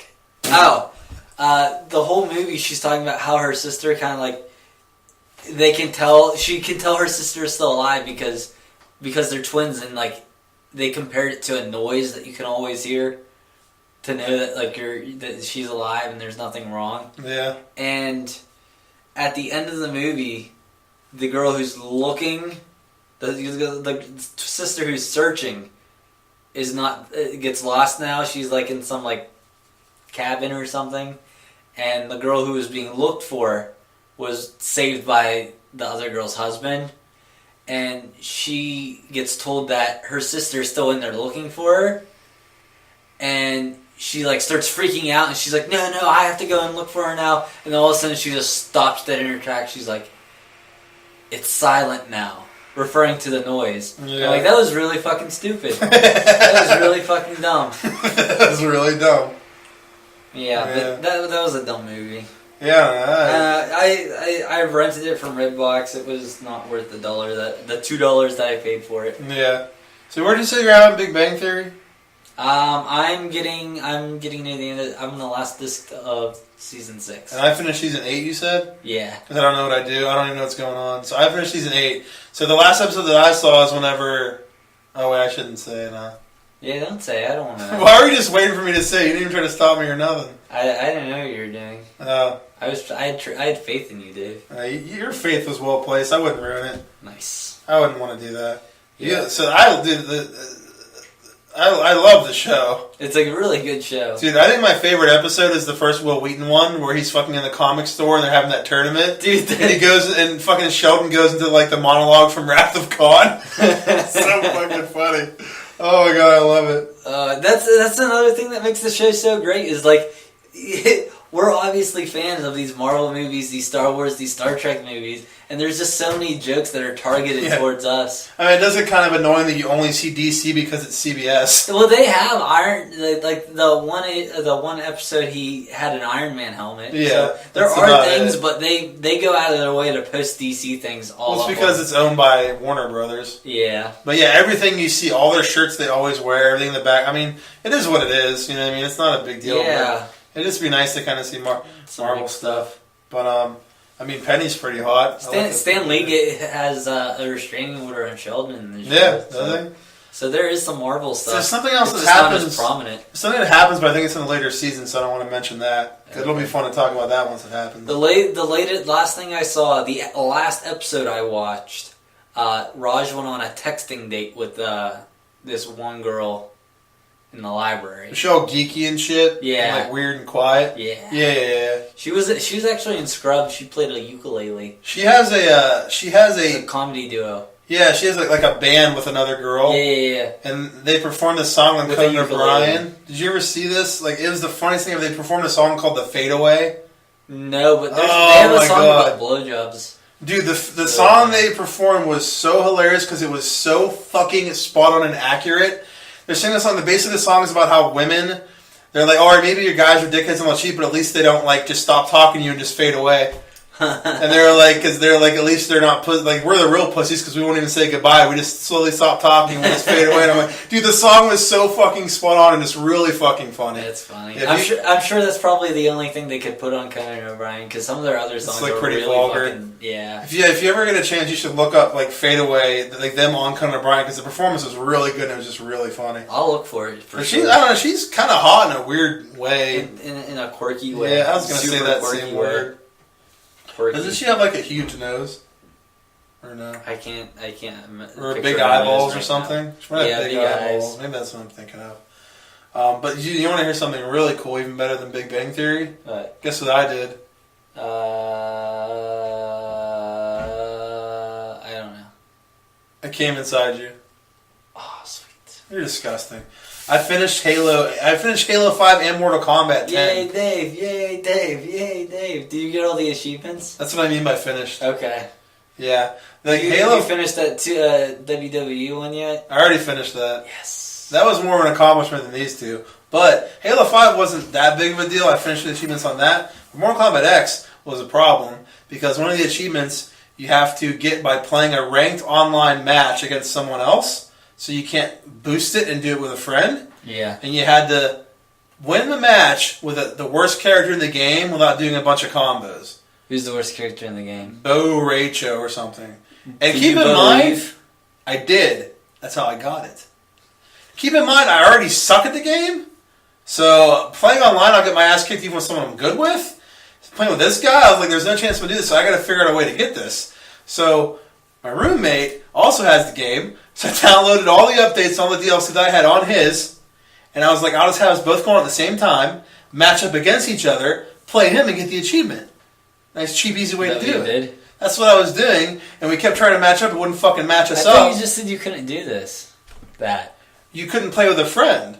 You couldn't go into like... Oh, you couldn't like exhibition type deal. Yeah, you couldn't go in and invite someone. The only way we had to match up was we had to both go on at the same time on the different games and hope it matched us up together. Yeah. So I kept doing that. We kept doing it over and over. We weren't matching up, and like I would get matched up with some random guy and get my ass fucking raped like hard, just get destroyed.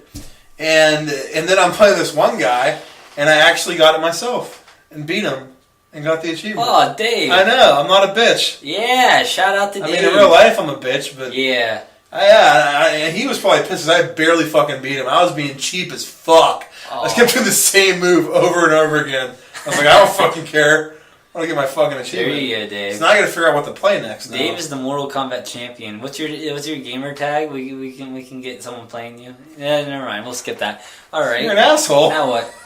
Now what game am I going to play next now? Halo. I already beat Halo.